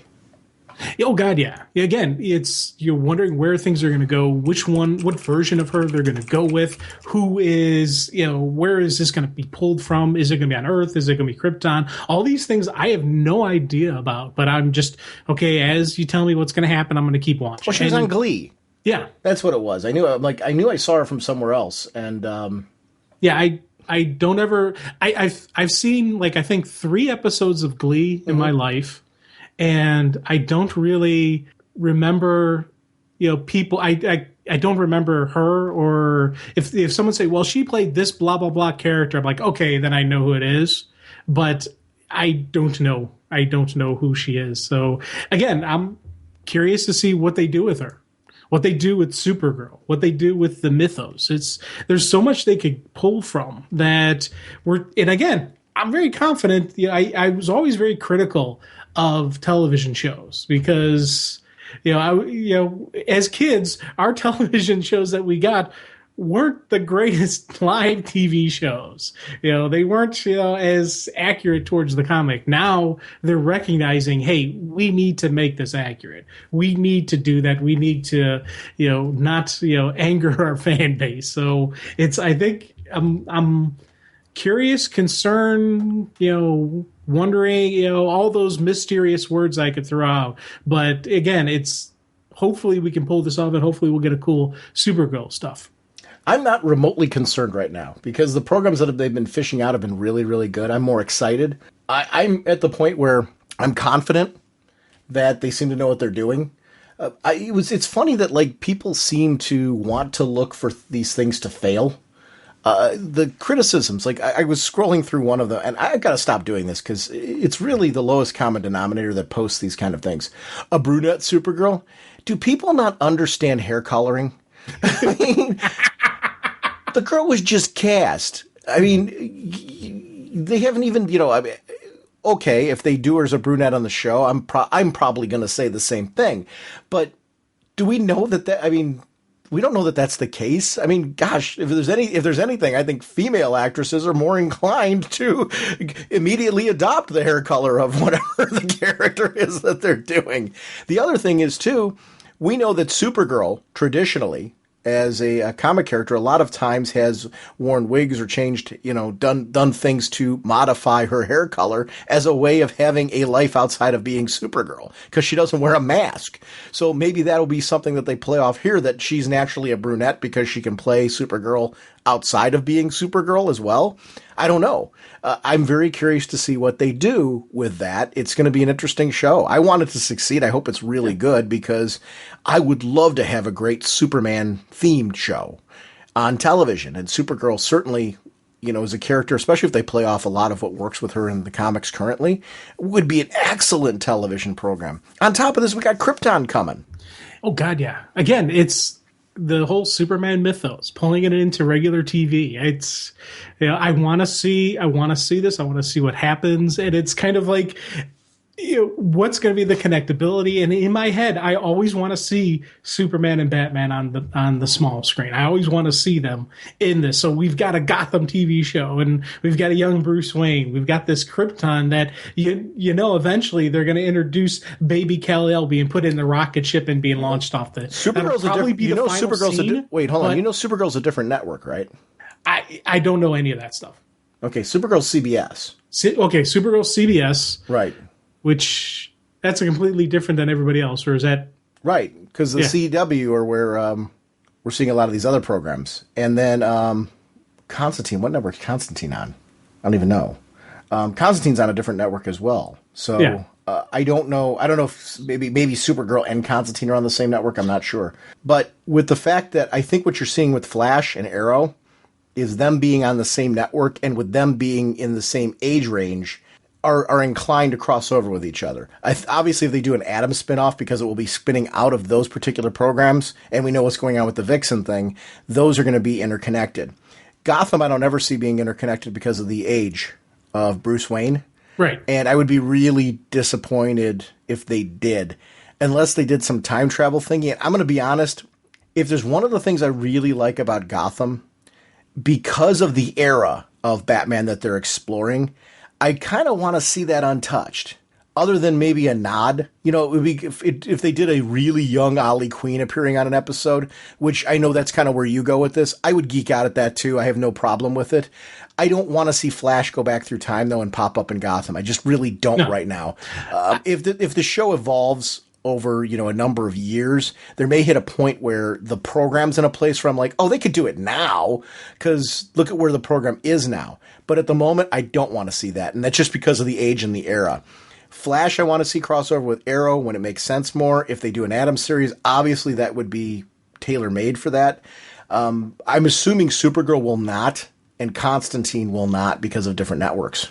Yeah, I'm assuming that as well. I agree with. I'm assuming that, but it's always one of those things that whenever you mention a member of the super family, I always think, hey, I wonder what they're going to do. Are they possibly? Yeah, that always pops in my head. Or you mentioned Gotham or any of the other heroes that would have a connectability. I always want to see just little glimpses or little Supergirl references. I will say this: out of all the programs, I think Supergirl is the most likely to, at least on some level, acknowledge Superman. Yeah.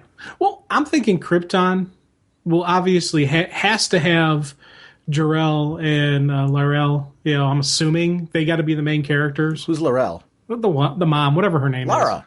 Laura. Oh, she's at the House of L. You're our Supergirl guy. I mean, our Superman guy. You should be correcting me on that. Laurel.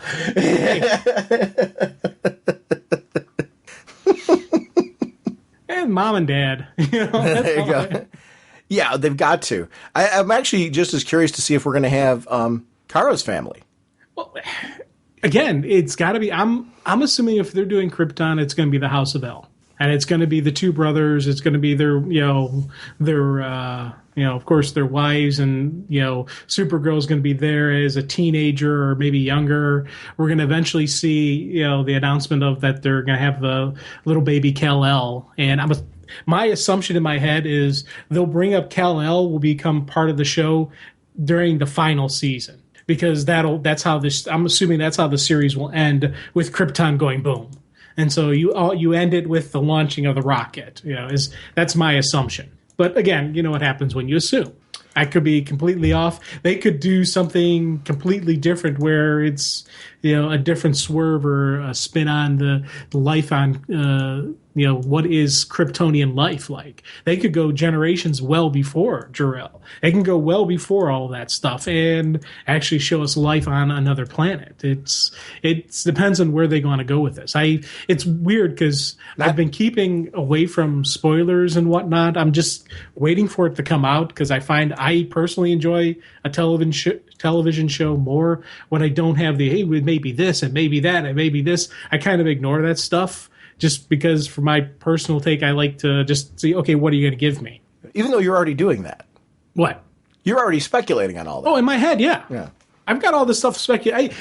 I think that's part of the reason why, another reason why I avoid other people's speculation is because I got so much stuff going on inside my head that I don't need any more voices chiming in. I like knowing the official premise, though. I do like when they do press releases kind of explaining what the show's going to be.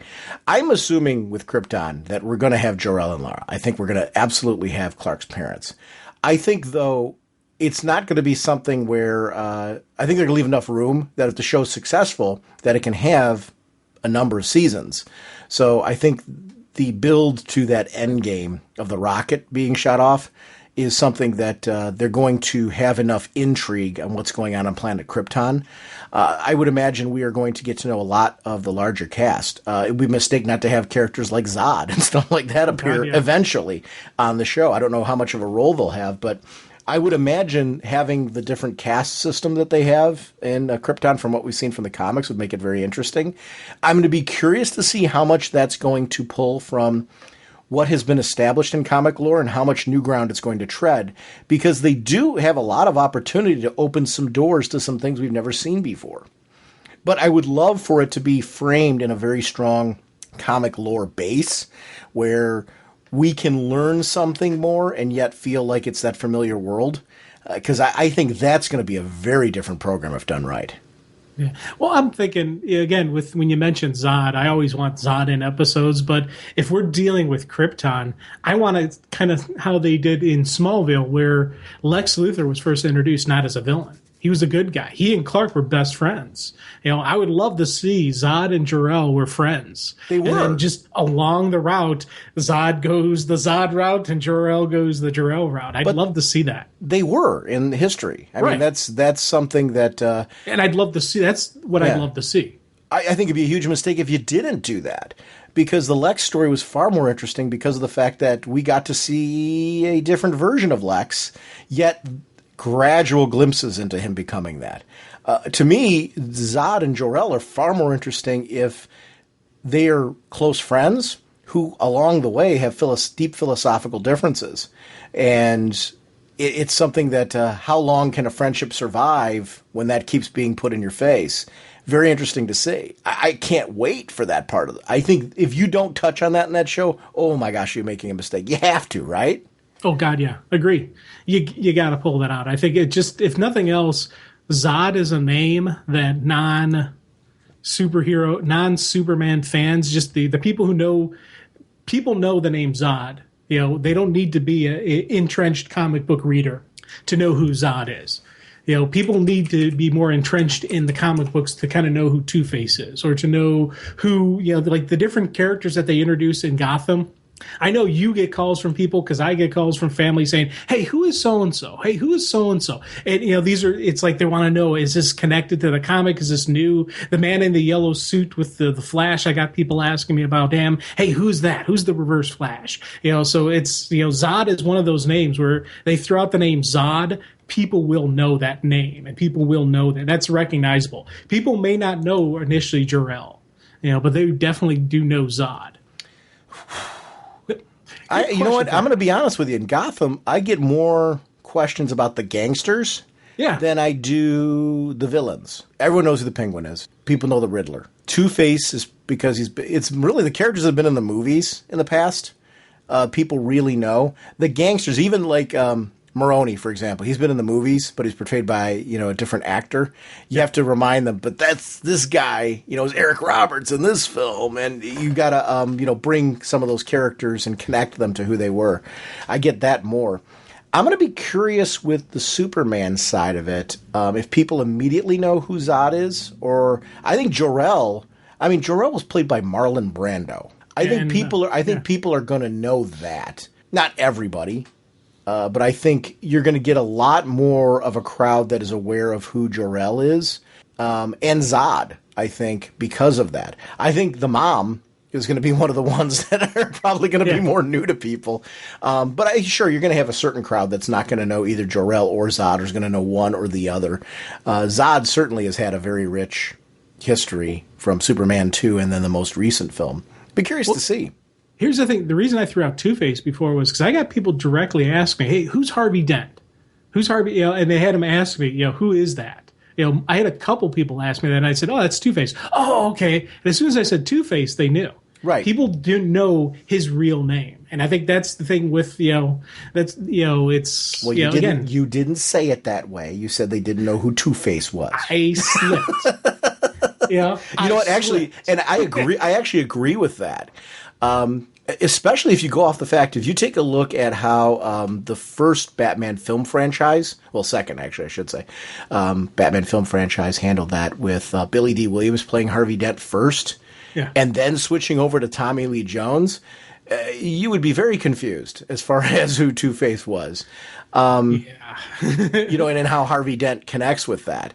I wish that arc had played out. I wish Billy D. Williams had been able to play him all the way through. And I will say that genuinely. I wish the Billy D. Williams portrayal had stuck all the way through, because I thought Tommy Lee Jones's was too over the top with how he was trying too hard to be Jim Carrey, I think. Yeah, he needed to play it. He needed to be the straight man to Carrey's goofiness. Yeah, because Carrey was so over the top, and because it's Jim Carrey's acting style. That's also the direction they were taking with the series and yada yada. That's a whole nother. We've done that discussion. I don't think we talked about that on the episode though. How Billy D. Williams was actually the first Harvey Dent in that film series. And I honestly really wish they would have kept him. I agree, because I think he's one of those actors that, every time I've ever seen him, like, oh, that's kind of cool. And I don't think, oh, that's, Lando Calrissian doing that. I think, oh, no, that's, he's one of those actors who he can play a very, very known character and where you could think he's typecasted in that role, but he's not. He's able to move beyond it. Harrison Ford's the same thing.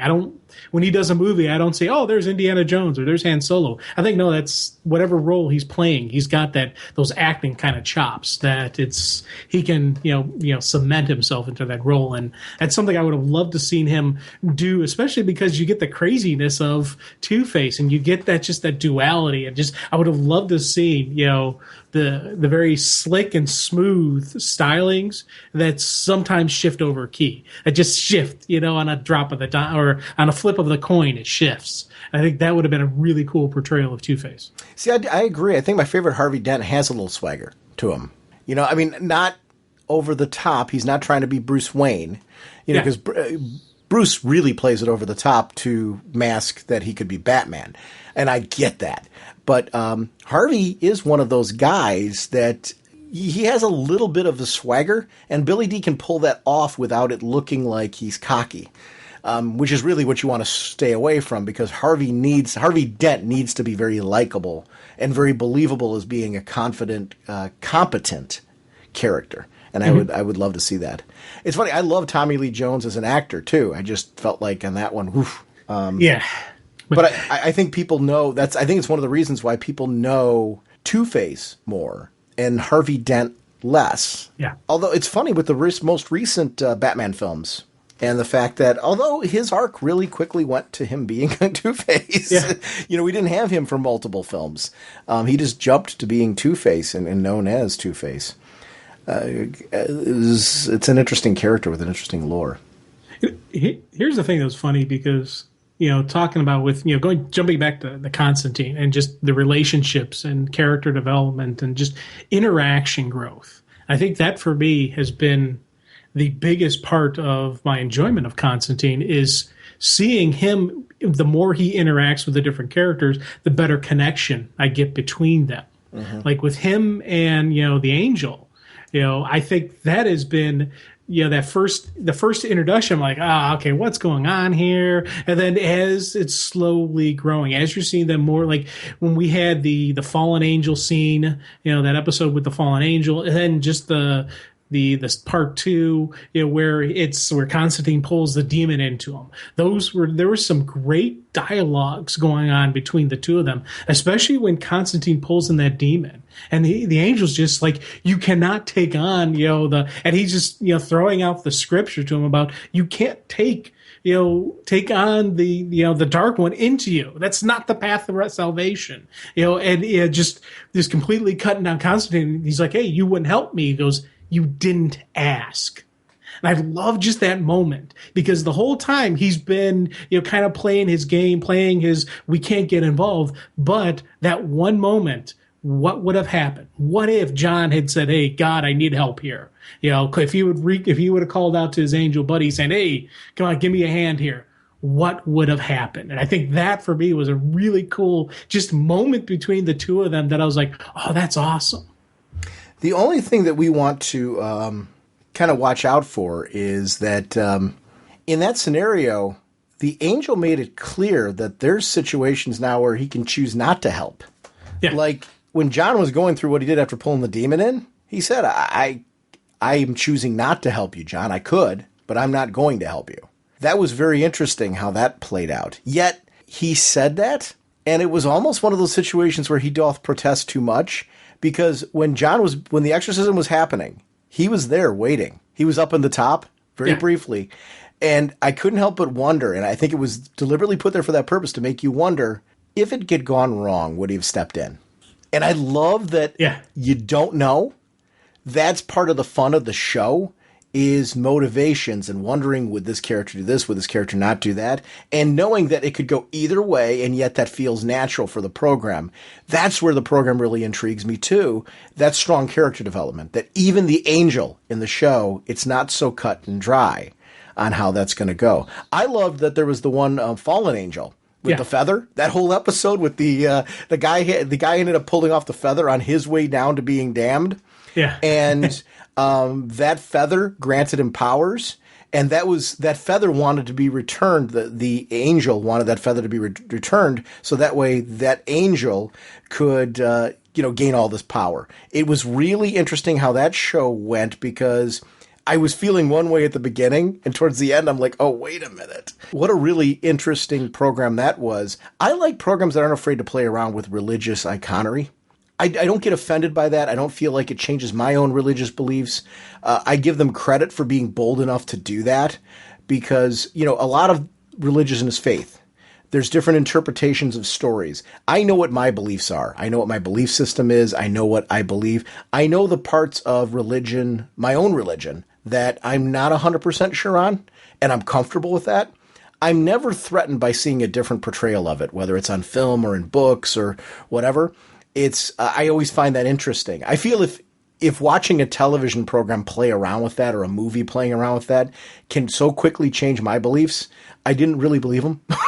Right. It's a quick way to find that out. So I always find it bold and a good choice when they do that, because it's just a different take, and I get interested in it. And I like comparing it to what my beliefs are. So when they played around with that stuff in the show, I really quite like their examination of what is heaven, what is hell, and how these demons are using the two separate areas as a way to gain power. Yeah, I've never, it's weird with me and the religious stuff. When you start pulling in lore, it's like you said, it's not going to change. There's nothing you could say or nothing I could read that will change my faith. Right. I know what I know. I know what I believe, and it is what it is. And I'm not going to, you can't, it's who I am. So, but the thing I get into whenever they start doing the real life stuff, I'm always curious and leery. How are they going to portray it? Because I don't want anyone to be disrespectful. You can change this. You can change the stories. You can change how, your interpretation of them. and tell that in the story, that's one thing. But, there is a level of respect. And that's something that I'm very pleased that Constantine is doing. They're telling a different story. They're telling it a different way, but they're being respectful with it. Just like with Phantom Stranger in the comic. They're telling a completely different story and a continuation of who, of the realizations and how they're pulling in heaven and hell in it, but they're being respectful in how they're doing it. So there is, for me, I don't, as a general rule, have an issue with it, but there is a line I think you got to be careful with. And I think they're doing a great job with not even approaching that line. They're being, I think this is a very interesting, commentary on it, but it's not being disrespectful. And I think that's something that I'm really enjoying. If they were to shift it and, try to make it a mockery of it, then I'd get angry. And I could get very angry very quickly if they start, doing what I think would be very, rude or just, wrong. And that would be something I would get, kind of, into. But I like the fact that we've already seen in Constantine, for example, we've seen the serpent. We've seen the original tempter in the Garden of Eden. And I loved that portrayal of that demon. It was throwing out the temptation, and it was the snakes and just everything, how they did it. That was a really cool usage of that demon. That was a great way to have, it's, not just, it wasn't just the devil doing the temptation. No, it was this demon who did the temptation in the Garden of Eden. I loved how they said that. That was a neat way to handle it. So with movies like Dogma and stuff like that, because you like Dogma, didn't you? I loved Dogma. But don't you consider that? See, I love Dogma, and isn't that an irreverent take? It's an irreverent take on man's interpretation of religion. Okay. But on the actual religion itself, you watch how, Chris Rock's character talks about with faith, and it's about a belief. It's not about these rules. It's not about this. It's like, you got an idea. That's good. That's a good place to start. And, the great Jason Lee rant that got cut from the main movie about the nature of hell, that for me was a really cool, just, completely just, showing it's the absence of God, which is the worst thing imaginable. Then humans came along and made it worse because it wasn't bad enough. You had to make it worse. And I thought that was a really cool interpretation. Then you got George Carlin as the bishop who blesses his golf clubs because he figures it'll make him play better. It just that statement. But the fact that it was about these angels and they wanted to go home, and just you kind of at the end there, you felt bad for him, but you kind of like, hey, you got to stop them. And then when we finally do see God, when we finally do get the point, and actually God comes back and she's sitting there, there wasn't anything, she wasn't being disrespectful. I didn't take it as that. I thought it was a really cool, just the concept of religion was awesome. It was just, mankind, we're idiots. We've taken this and we've ruined it. We've taken this great concept and this great ideology and we put our own little twists on it. And we did this and we did that law and this thing. And that's how I interpret Dogma, not as a forget God, forget all that stuff. It was more of a negative statement about the mankind and our human nature to ruin wonderful things. I like that. Actually, that's what I see about the film. That's what I enjoy about it as well. So it's interesting to hear your take on it. I don't really have anything to add other than ditto. I think that's very cool. That's how I see that. I want to shout out a couple of comic books because I would be remiss. You mentioned Trinity of Sin, and how Phantom Stranger is being portrayed. I got caught up on that book, the Trinity of Sin book. It's 3 issues in right now. Really love the handling of Pandora, Phantom Stranger, and The Question. I know that's going to be canceled with the upcoming Convergence, but I really am enjoying seeing the 3 of them together and continuing on the story that's been so well developed there with those characters. It obviously was going to read probably more like a miniseries now with the fact that it's going to be canceled, but I like what they're doing with that book a great deal. Another one, I want to shout out a Vertigo title called Wolf Moon. I actually just tweeted about it this morning. I got caught up on that. It's 2 issues in, and it's a werewolf story. And the premise behind it is, what if a werewolf comes out every full moon, but this werewolf that, takes over and inhabits the person's body is not stuck to one body. It jumps every moon. The people are left with the after effects of what they've done when they were possessed, or they were the werewolf. They have to see the devastation to their community, to their family, everything like that. They have to deal with the aftermath of the fact that was me, just by that. And one man's quest to try to take down and find the werewolf, yet realizing that underneath that werewolf is somebody like him. So it's a very interesting psychological series where it's like you want to take down this beast that took you over, but taking down that beast means taking down somebody who's possessed by that beast. And they are the victim the way you were a victim. But also dealing with your own guilt and shame over what you did when you were the werewolf. The other worry is the character throws out there into the mix. I'm not going to say it. I'm going to leave it at that because I think it's enough of a hook. Because if I say too much, there's other twists and turns along the way. It's only 2 issues in. It's called Wolf Moon. It's written by Cullen Bunn. I really enjoyed it. It's a great Vertigo series. I don't get to shout out Vertigo enough. I tend to get behind on my Vertigo reading because of the amount of DC Universe books I'm reading.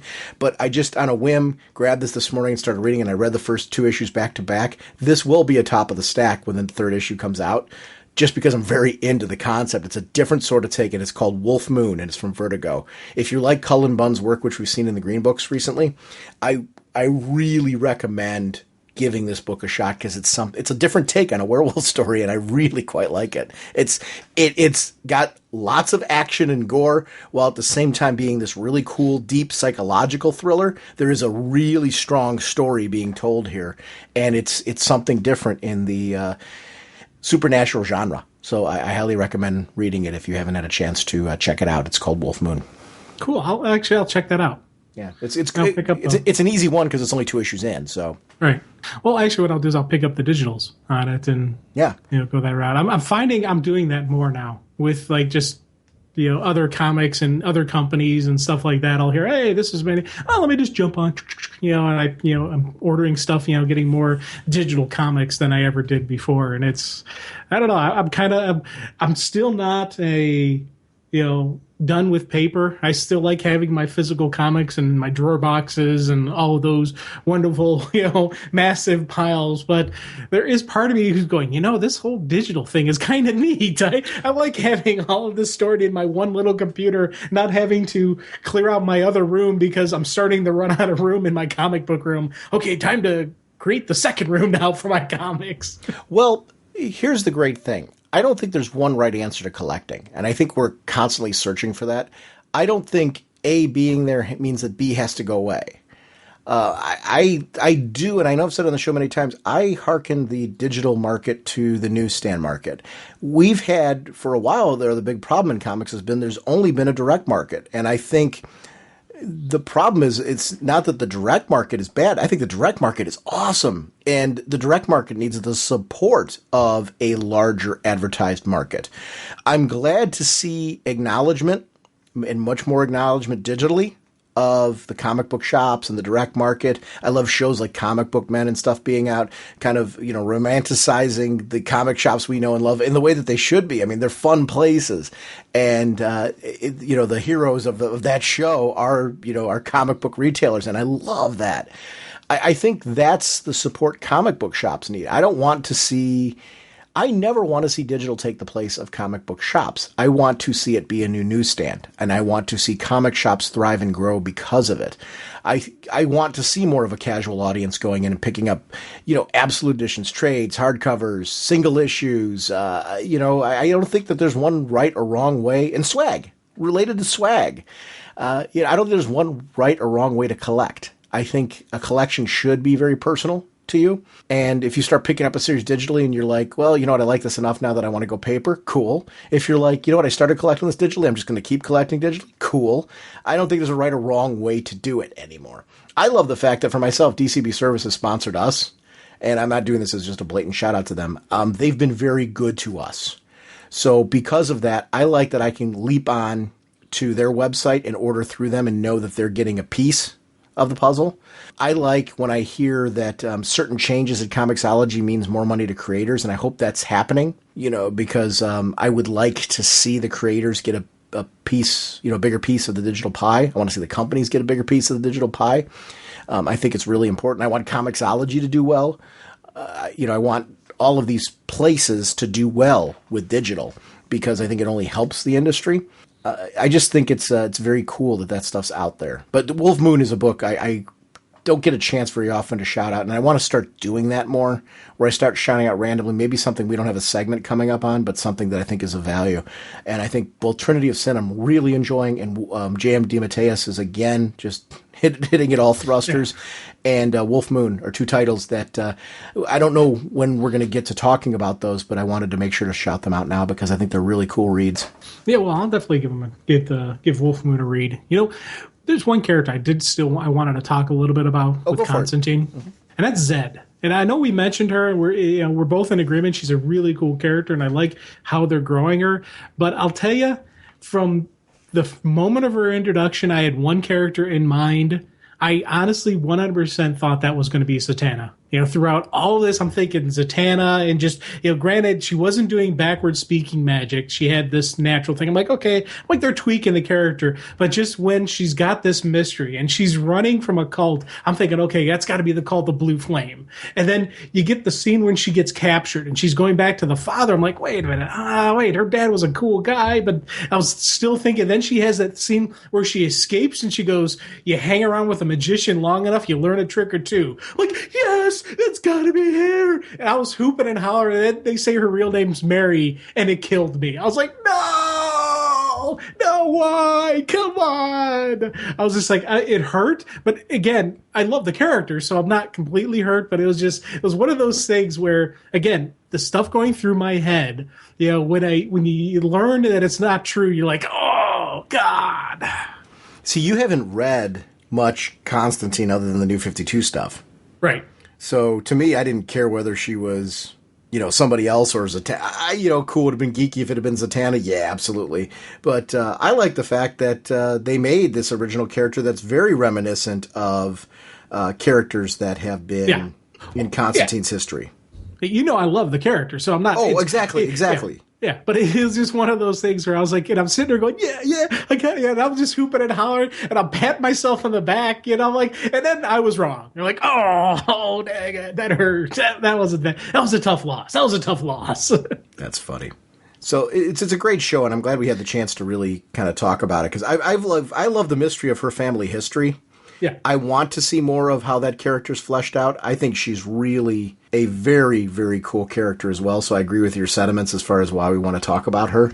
It's an interesting show that has more than one thing going on. Chaz, I thought, has really had some great arcs recently, where he's become less of a Constantine lackey, which I love that he's called on that, and more of a fleshed out character. You understand where his loyalties come from. Again, it's one of those things where the building of the character. When they first introduced him, I'm thinking, okay, this guy's a golem. That's why I was thinking, because when he kept dying and come back, I'm like, oh, okay, that's kind of neat that Constantine would create a sidekick. And I'm like, oh no, he's an actual person. And then they reveal it, like, oh, that's cool. I had no idea who the character was from the comic books. I never read him in the story, so I didn't know who the guy was. So the way they played it out, the way they build the character up, but at the end of this last episode, I was like, man, this is a really cool guy. I like having him around. I'm glad some of the tension between him and his wife is lessened, and some of the tension between him and his daughter is lessened. I want to see my buddy Chaz, come out on top in the end. I want to see him have a happy life. And it's, he doesn't have a happy life yet, but it's a better life. It's not as negative. And, it's one of those things where, what's going to happen to the family down the line. I hope good things. And, but you never know with this show. You never know how dark it's going to get. And I do worry about the family now that I'm getting attached to them. Jim, let's go ahead and do some voicemails. There it is, going into that tunnel.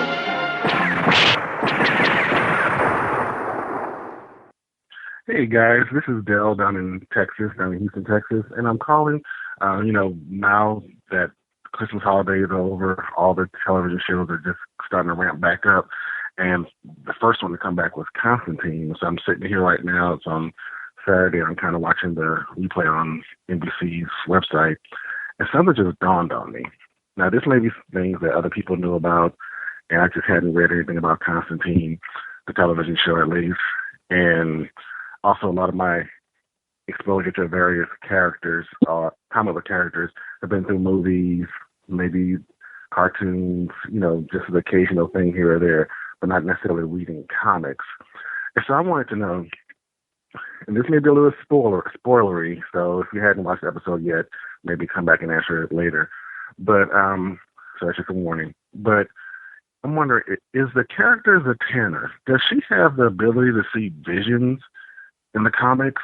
Because when I'm sitting here watching, all of a sudden she said something about learning magic. I was kind of halfway listening, and then I saw her get out these cuffs really quickly, like a magician. I always think about Zatanna as a magician, and all of a sudden I'm like, wait a second, this character's name is Zed. And I know here in the U.S. we use the letter Z, it's just Z, but in other parts of the world, Z is called Zed. So I'm like, wait a second, her name is Zed, or nickname is Zed. And, she mentioned something about the magician and not want to go back to her father and things of that nature. So I'm like, wait a second, has this character all along been Zatanna? Like I said, maybe this is something other people know about who read articles elsewhere, but I want to know you guys' thoughts on that. Maybe you read something that I hadn't seen yet, so I just want to know what you think. All right, thanks, guys. Keep up the good work, and I'll probably be calling about some kick-butt episode of some other TV show like The Flash or Arrow sometime soon. So you have a good day, and looking forward to hearing the rest of the show. All right, then. Bye. Thank you. I'm glad I'm not the only one who is thinking that. Because the whole time, man, and then it was funny because that same scene he mentioned with her getting out and making the mention of the magician, I was right there. For me, that again was also this big thing where I was like, that's got to be her. But the fact that they call her name is Mary makes me think that it's not actually her. Zed is a character from Constantine, from Hellblazer. Okay. From issue number 4, Zed's first appearance. Zed actually is. Now, I read... It's funny, my reading of Hellblazer as a title is very broken. I didn't start from the beginning. I jumped on years later, and I've collected trade paperbacks along the way. One of them that I had was the first one. I never read it. So I finally sat down and read the first trade paperback. Zed's in there, and it's not Zatanna.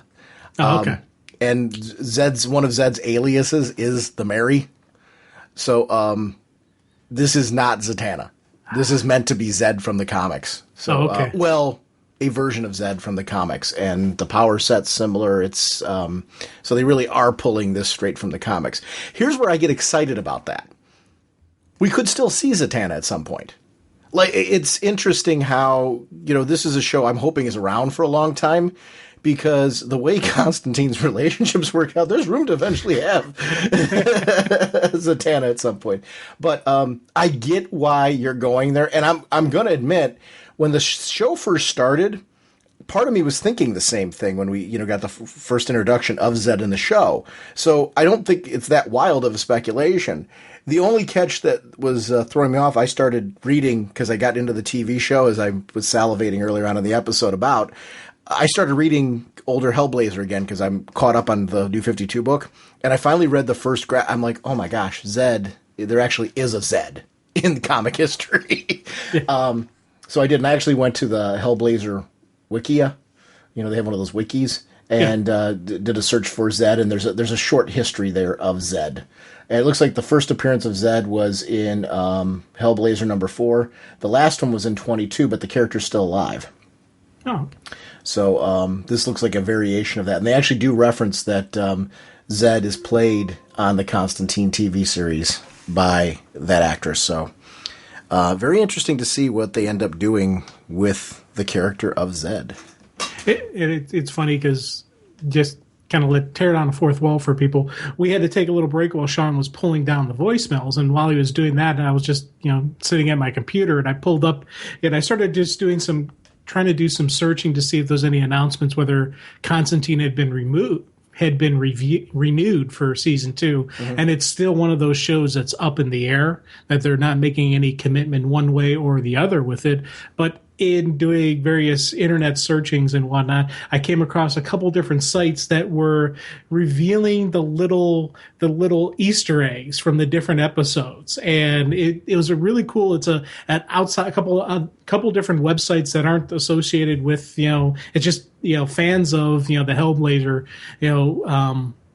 series that just was throwing out this, and they were talking about the quid pro quo episode was really, it's based off of this, and it's like a all hail the engine or his engine or something. It's based off of an actual story that was in the comic and all that stuff, and throwing out the comparisons. I was like, oh, that's kind of neat. The fact that we've got because you mentioned it when we were recording before, Sean, how they're actually pulling from the Vertigo stuff. So yes.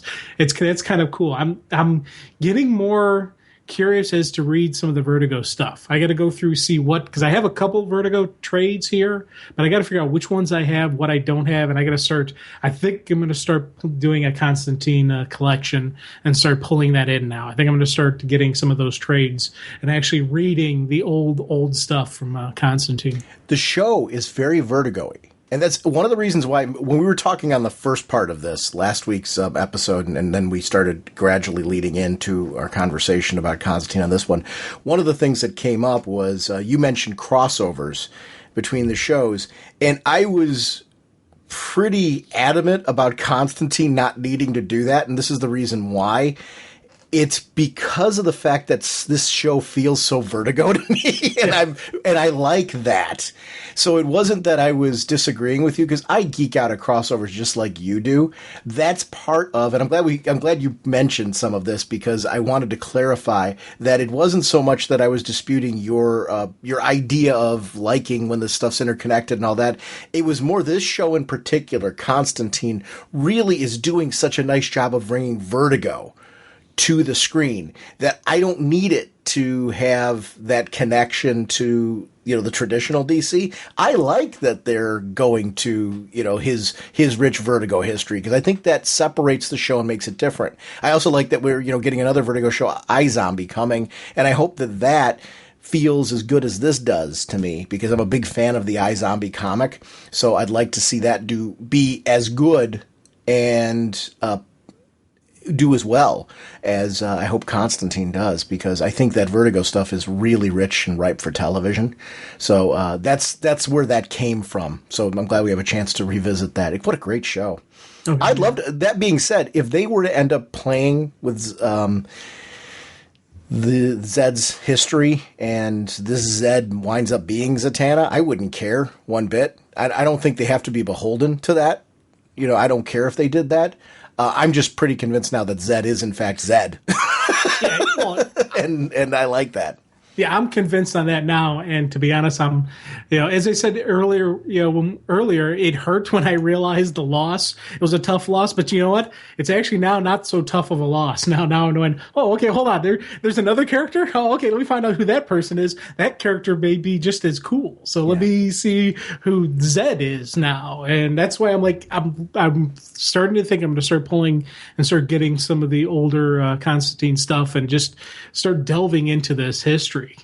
I think you'd really like it. I really do. Knowing your love for supernatural titles, I think you'd really find a lot to like in the old Hellblazer stuff. It's really in your wheelhouse. And if you do read some of it, let us know.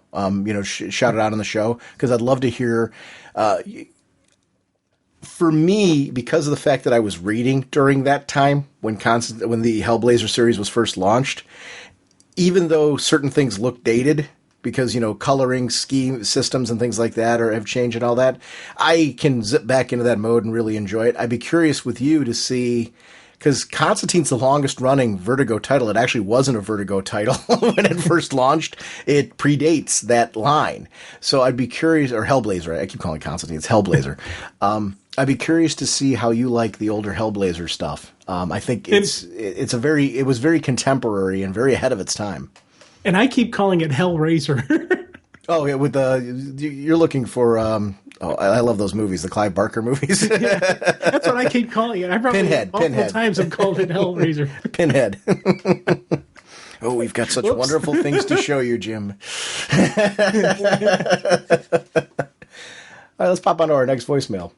Hey, it's D'Angelo from the D, and I'm calling in. I got something I need to geek out about.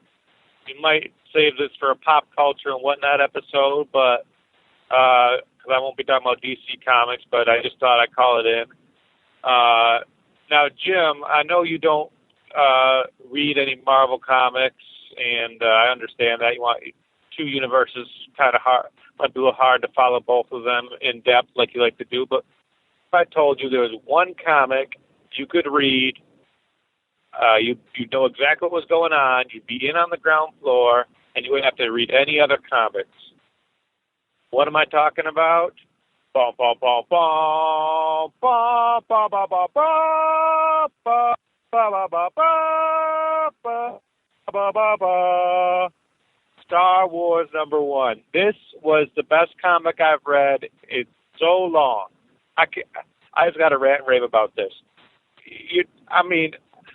First of all, I have never seen such. I've been reading Star Wars comics from Dark Horse. Great stuff. And I was a little nervous when the license switched back to Marvel, but oh my gosh, Jason Aaron hit the dialogue perfect. Every character was flawless.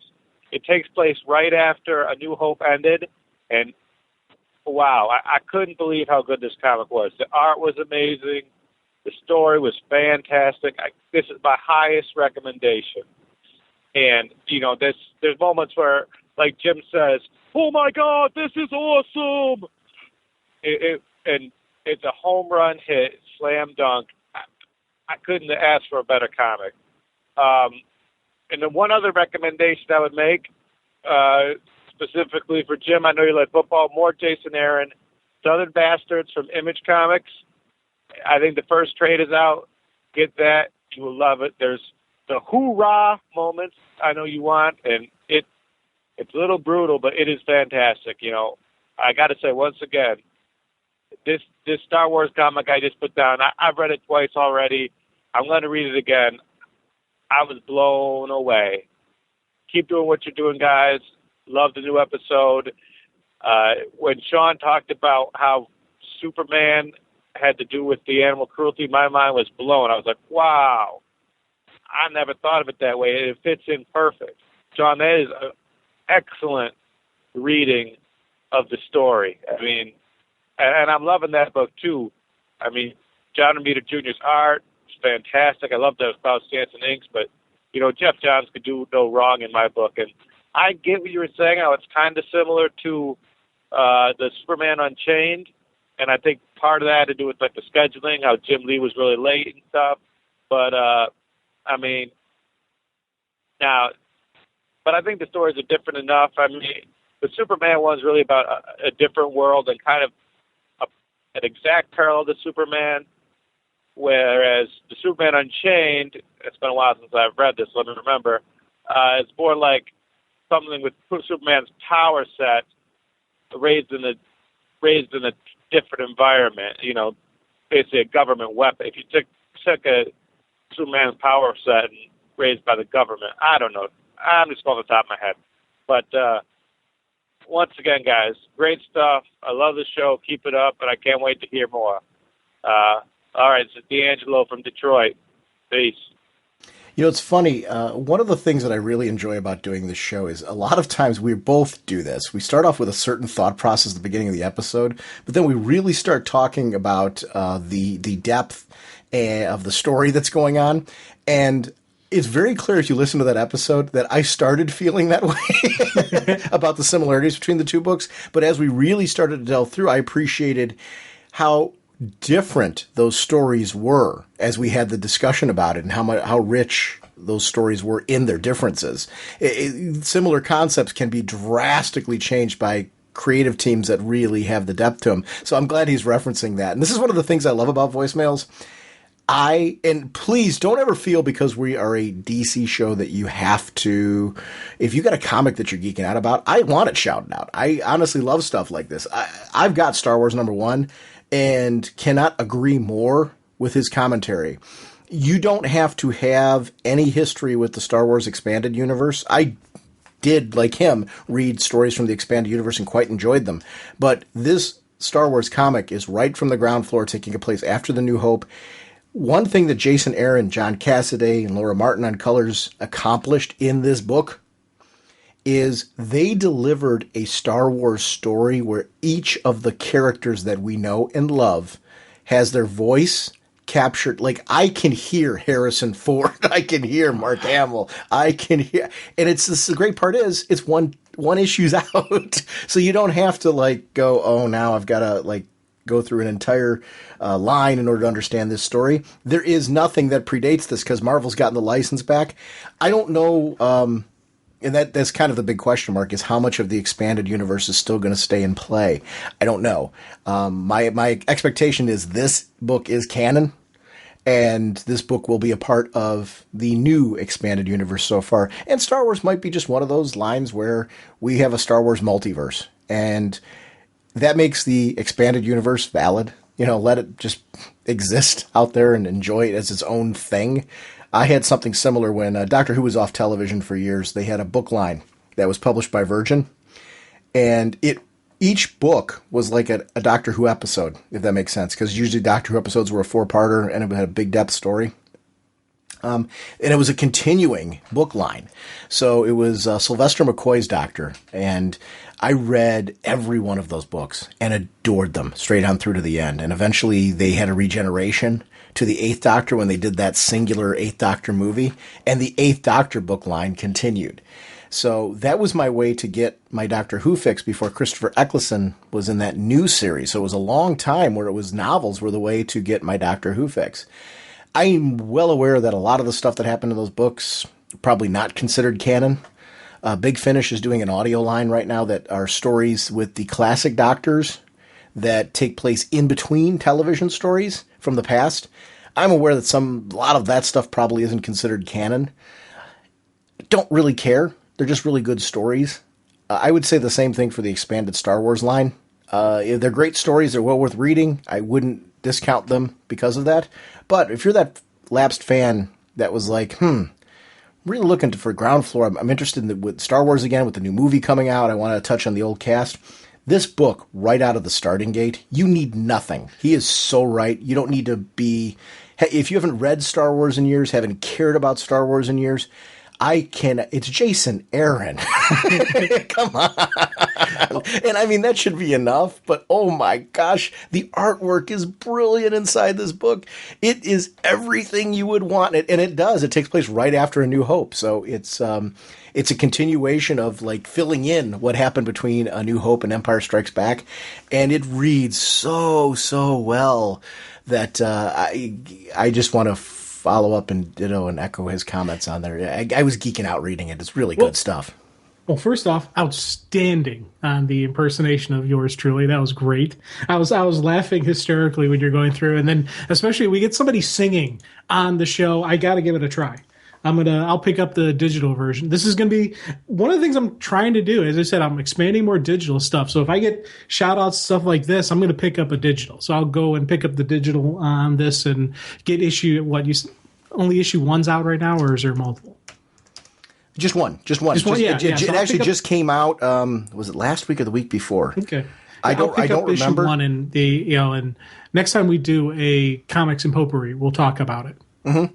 Because it's a really good series. I'd be curious to see if you hit the same thing. But the cover is spectacular. Like, this cover just draws you right in. It's just, I love that Marvel treated this as a top tier marquee title. I want to say across comics in general right now, it used to be that television and film properties were a disaster in comics. And in games as well. They just weren't done justice. They were watered down, and they really played off of the fact that fans will absorb anything relating to it. I'm glad that fandom has really been highly critical of those over the years and stopped buying the junk because I think we're seeing a benefit of it now. We're seeing really good material being developed that is as valid as the original properties that we knew and love. That comic, though, any kind of Star Wars fan, if you haven't touched Star Wars since the original films, I would highly recommend this too. Pick it up, read it, enjoy it. It's well worth reading. When Dark Horse had that big bonanza sell of all the stuff at reduced prices and all that digitally, I actually went and picked that up. Oh, did you? Yeah, it was. We talked about it on the show. I picked it up with I think hours to spare. or maybe like a day to spare on that or whatever. It was just right at the buzzer I picked it up. I'm like, I got to do this. And I haven't had a chance to really start attacking it because there's so much stuff there. But again, it's one of those things where I've got it saved there digitally. Eventually, I'll start going through, and eventually, I'll make it through the full, all 1,000 titles. Yeah, that's what I like having this digital backlog. I get that on a lot of DC's original digital titles, where I'm reading so much during the week. I just keep getting them, just so that way I stay caught up on them. I get behind sometimes on my DC digital reading, and I like doing marathons because they're on my iPad. I just start jamming through 4 or 5 issues at a time of these wonderful titles that are being put out digitally, which I guess 4 of them usually winds up being, I think, or the actual issue. I don't know how they divide them up exactly, but I like the digital delivery method, and I think it's something that's fun and interesting to do that. So I'm glad that you ended up grabbing that program. It's cool. Hi, this is Jack Dower from Redlands, California, and I wanted to give DC major credit, which I don't think they get enough of, for their efforts in the kids' titles. Now, Batman 66 is one of my favorite books. Jeff Parker is fantastic, and it is definitely family-friendly, but it appeals to both ends of the spectrum there. But Solly Fish, who wrote some great backup stories in Action Comics during the Grant Morrison run, he's been working on my favorite kids title that other than Batman 66, and that's Scooby-Doo Team Up, where the Scooby Gang teams up with different DC superheroes. Like right next one is going to be Superman. They've teamed up with Batman and Wonder Woman, and Wonder Woman was hilarious because Fred and Shaggy couldn't step on Paradise Island, and they have to solve a mystery. Anyway, they just crossed over with the Jetsons and the Flintstones. And these have been really fun stories that were reminiscent to me of the work that Carl Barks and Dan Rosa did on the Uncle Scrooge and Donald Duck stuff. Brief, kind of one-shot stories, but they kind of go everywhere in the imagination that you could do with these characters, with plenty of callbacks to the TV shows, the Scooby-Doo TV shows, and, of course, the Silver Age of most of the DC characters. And it's been just a lot of fun. And I was looking at on the DC app, and like the Scooby-Doo Where Are You stuff and the Looney Tunes stuff, you can get a lot of that now from DC for 99 cents on the digital app. So it's a price point that I think is good for kids too. And I really don't think DC gets enough credit for attempting to expand this market in a very good way to kids. Look, Brave and the Bold, which is a hilarious and fantastic show, I watch with my nephews and nieces. And my niece is like 5, and my nephew is 7, and they love that thing, and I love it too. It's outrageous, So I just wanted to give DC credit. That's pretty much it. And I was wondering, Sean, as a teacher, and Jim, of course, you can chime in on this too, but as a teacher specifically, I was wondering, since you work with the really younger kids, which characters are their biggest characters? I mean, would a Yogi Bear book work today? Would a Flintstone book work today? I mean, DC has a lot of Hanna-Barbera properties that they could use, and they've got over 200 issues out of Looney Tunes and Scooby-Doo if you add them all up. And so anyway, I was just curious, what kid books do you think would work today? All right, thank you very much. Talk to you later. Well, it's actually one of the things I should probably clarify. Over the last year and a half, my role's changed. I used to teach 3rd grade, and for most of my career, that's what I've done. I actually switched jobs, and I became the tech integrationist for our district. It was because of our state changed certain requirements for 3rd grade teachers here, and none of my team had what's called a reading endorsement, which in the time that we needed to get one all three of us wouldn't have been able to, so one of us would have had to have switched to another grade level, if I'm making sense. Long story short. What ended up happening because of that is I interviewed for the tech integration position, knowing that I could say no at any point in time, and wound up finding that I get to work with kids in a whole new, different way now, and a larger grouping of kids, including a lot of my former students, which has been helpful. But then this year I took an administrative position. I'm the director of technology in our district, so it's more encompassing than that. It's a little different, though, because I don't buy comics for my classroom the way that I used to. I'll get an occasional trade that's all ages, and I will give it to some of my fellow teachers. I have lunch still with some of my former students, and there's times where I'll bring it to lunch, and my former students will be like, "Oh, cool, I want to read that." So I let them take it to their classroom, and they can just do it that way. So I kind of fish things out in a different way. I have found that things like, why is Scooby-Doo a book that DC's publishing? Because there's a Scooby-Doo cartoon. I think that a lot of what they do with the all-ages material, Brave and the Bold had a comic because it was a great cartoon on the television. I think a lot of the reason why we see those is because there's a media property that's attached to it. We're seeing things like Scribblenauts and that are relating to video games that are being put out there as well. I think one of the problems is we look at this stuff as kids only or a kid's book. And I know you didn't mean it that way. You read them the same way I do. Like I'm like thinking and I'm like nodding as you're going through and talking about Batman 66 and you're reading that.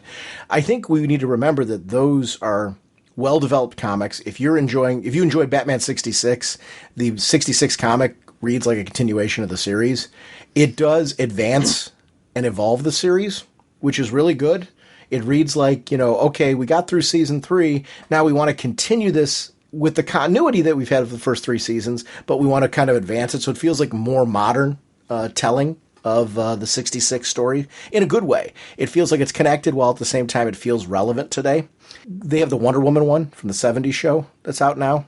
I love the Scooby-Doo team-up myself. I was a big fan of the Scooby-Doo team-ups as a kid growing up, so it's still relevant to me as an adult. I think that's some of the keys. With the Flintstones work, I don't know, and this is a gray area for me. What I would usually do to answer that question is I would ask my students, and I will next time we sit down and have lunch. I don't know if my kids are watching the Flintstones now. And if they are, because it's available, obviously it's certainly on television. If they're watching it, then I would say yes, there should be a Flintstones comic out there, and let's give it a shot and see, because I think the kids would read it. Yogi Bear, I haven't seen Yogi Bear in a while. I don't know if that's airing right now. I think that would be the key. It's an awareness. I think if you want kids to pick up properties, they need to be aware of who those properties are, or somebody needs to put them in their hand, which makes it a lot harder.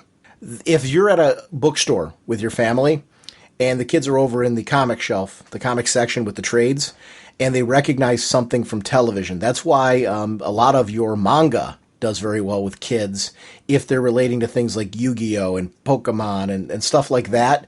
And I think those connections to those properties are the doorway in, unless you're a parent who's aggressively, or an aunt or an uncle or family, older brother or sister, whatever, that's handing down this material because that it's fun and interesting and the kids might like it. I used to put things in my classroom all the time that I thought were interesting. My kids would pick it up. If they started reading it, they would pass it around. If they didn't, they didn't. Bone was really popular because it was at the Scholastic Book Fairs, and people just got into it because of the Scholastic Book Fair. So I think Flintstones, do I think Flintstones would do well? Sure, if it's on TV and the kids are aware of the property. They need to know what it is, though, in order for it to work. If they don't, they won't. Just because they've got too much stimulus right now for that. Unless, you're introducing it to them through videos and things. But that's my take. You've got nieces and nephews, Jim. Like you've introduced them to cool things. I know you've been one of those uncles that really likes to try and get them interesting gifts and expose them to things that are interesting. But you also spend a lot of time trying to, which is hard to do, get to know their interests and hopefully hit a home run on connecting to that. What are your thoughts on any of this? It's funny because the Scooby-Doo stuff is known. Like my brother, obviously my brother Bill's kids are all older. The youngest is in high school, with the others are in college age, so they've been exposed to all this. But my other brother Dave, my Italy brother, his kids are still young and they know Scooby-Doo, but they know Scooby-Doo through the live television show, the live movies. not through the cartoons.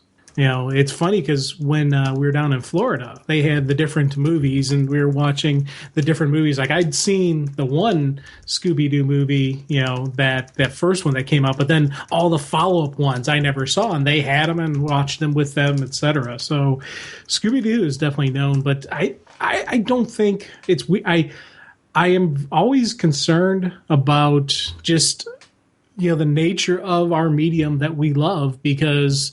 it's getting them interested in comic books has always been that's neat, and they don't read it. I've had very few, I've had my brother Bill's kids have had a success ratio with reading actual comics, because my brother Bill reads comics, so his kids see that, and it's been an evolution on thing. But brother Dave, he liked comics and he likes the comic book genre, but he was never a comic book collector. So his kids aren't comic book collectors. I think it's if the kids see what the parents are doing, if the parents are doing it, the kids will do it. And you got a chance that way. If their parents aren't heavy readers, if they're not into the comic book genre or any of that, it's going to be a hard sell on any of that stuff. I'm not into comic book censorship, but I like the idea of knowing that different, like I'll use DC as an example, and they're not the only one that does this. Boom does a great job. Boom does the Boom Kids line. I do think sometimes that what ends up happening is when you have the kids label on there, you miss a potential comic fan that would be interested in it. You know what I'm saying? Yeah. Like, I love reading DC's all ages material. And I know I call it all ages because somehow it's okay for me to read it then. I read it when it was the DC Kids line. I don't care, what it's labeled. If I'm interested in a property, I'm interested in a property. And I like reading it because of that. I do think that label might even shy away some kids at times. When they hit a certain age, you don't want to be reading the kids stuff anymore. And I think it's important, though, for parents to know this material's safe. And I actually applaud the parent or family member that's looking for material that's safe. I like that today's current comics are more skewed towards an audience from, the teen young adult range to our range, because I'm enjoying it.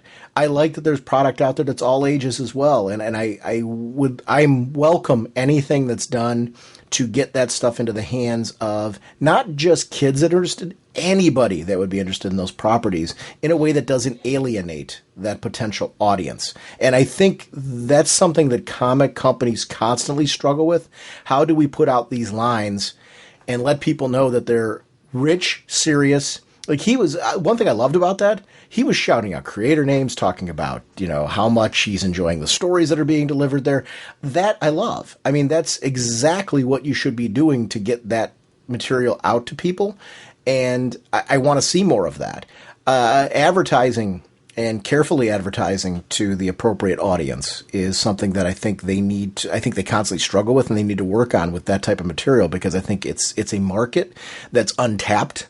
I think it is tapped to a certain extent, but certainly not to the extent it should be for the quality of the material that's there.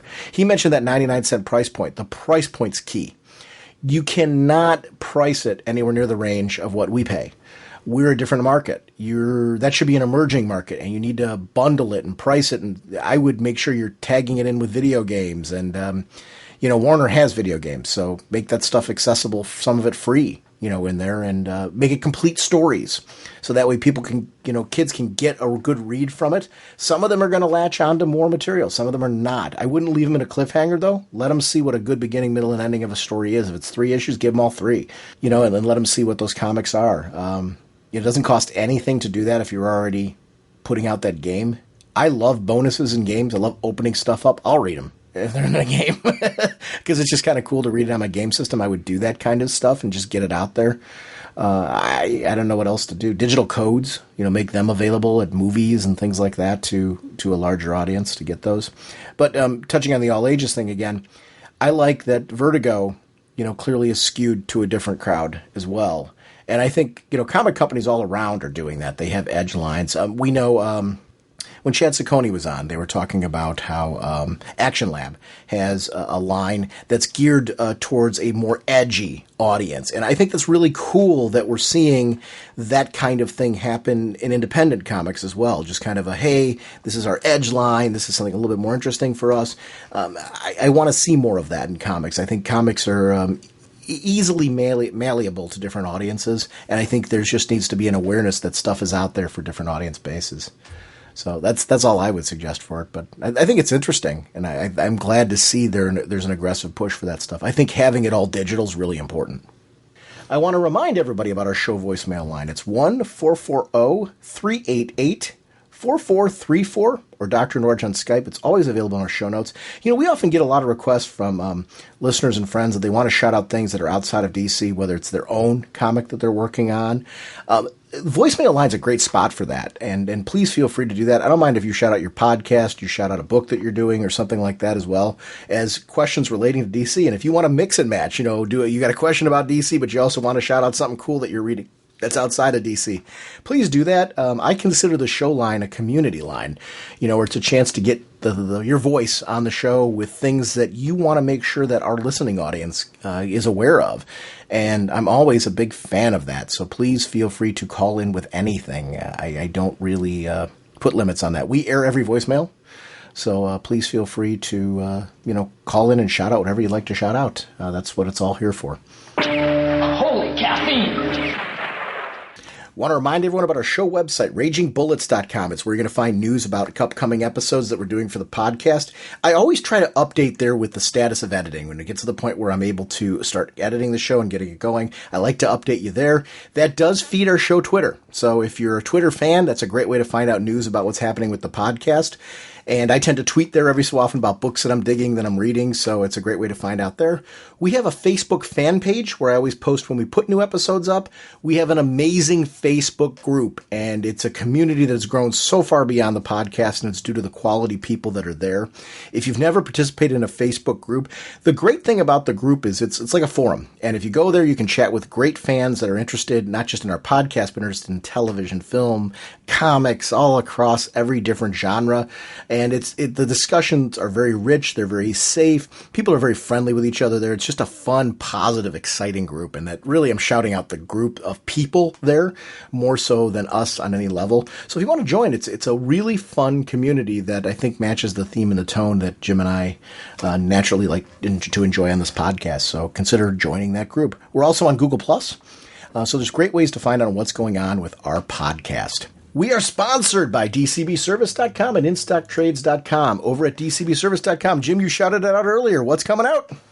Strange Sports Stories #1 from Vertigo line. It is 50% off, regularly $4.99, but you can get it for $2.49.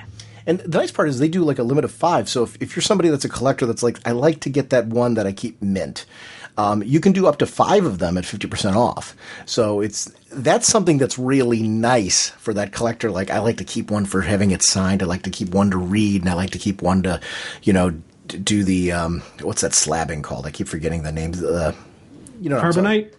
No, you know how you can go and get your carbonite?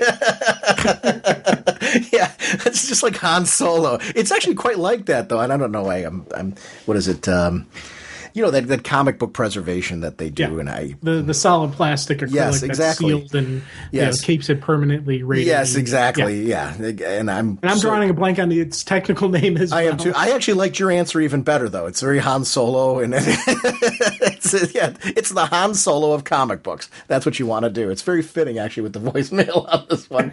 Remember that DCB Service is a digital partner, so link your Comixology and your My Digital Comics accounts and get 5% of those purchases towards your DCB Service order.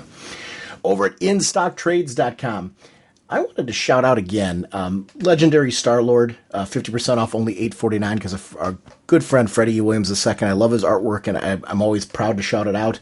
Aquaman and the Others, $8.49, great series. I'm really enjoying that. They also have, if you are a fan of Absolute Editions, the Absolute Batman Incorporated hardcover right now is 42% off, only $72.50. That's a $120 book. That's only $72.50, so it's a great savings. And orders of $50 or more give you free shipping. So that's InStockTrades.com.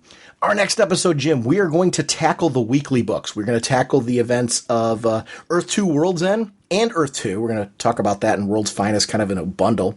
We're going to talk about the New 52 Futures End. We're also going to talk about Batman Eternal. It's really kind of just an in-depth look at, because I think that Earth 2, we really need to look at all of those books to kind of talk about what they're doing with that world and how they're all integrated together. We haven't touched on that in a while. I'm a big fan. And get caught up on the other two. So we will see you then. Bye. On November 13th, Sean Whalen was asked to stop constantly talking about comic books. That request came from his wife. Deep down, he knew she was right, but he also knew that someday he would find someone that would talk to him. With nowhere else to go, he appeared at the home of his childhood friend Jim Segulin. Sometime earlier, Segulin's boss had requested that he shut up about his comic books and never speak of them again. Can two grown men put out a DC Comics podcast without driving each other crazy? It's Raging Bullets, the DC Comics fan podcast.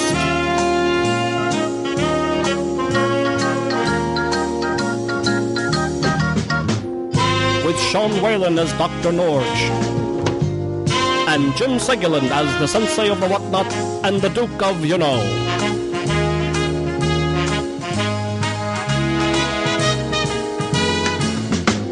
It's a spoiler podcast, so they will go in depth into the plot line, story twists, and whatnot of the comics they are reviewing. So if you haven't read the books, you may want to come back later so you may better enjoy the show.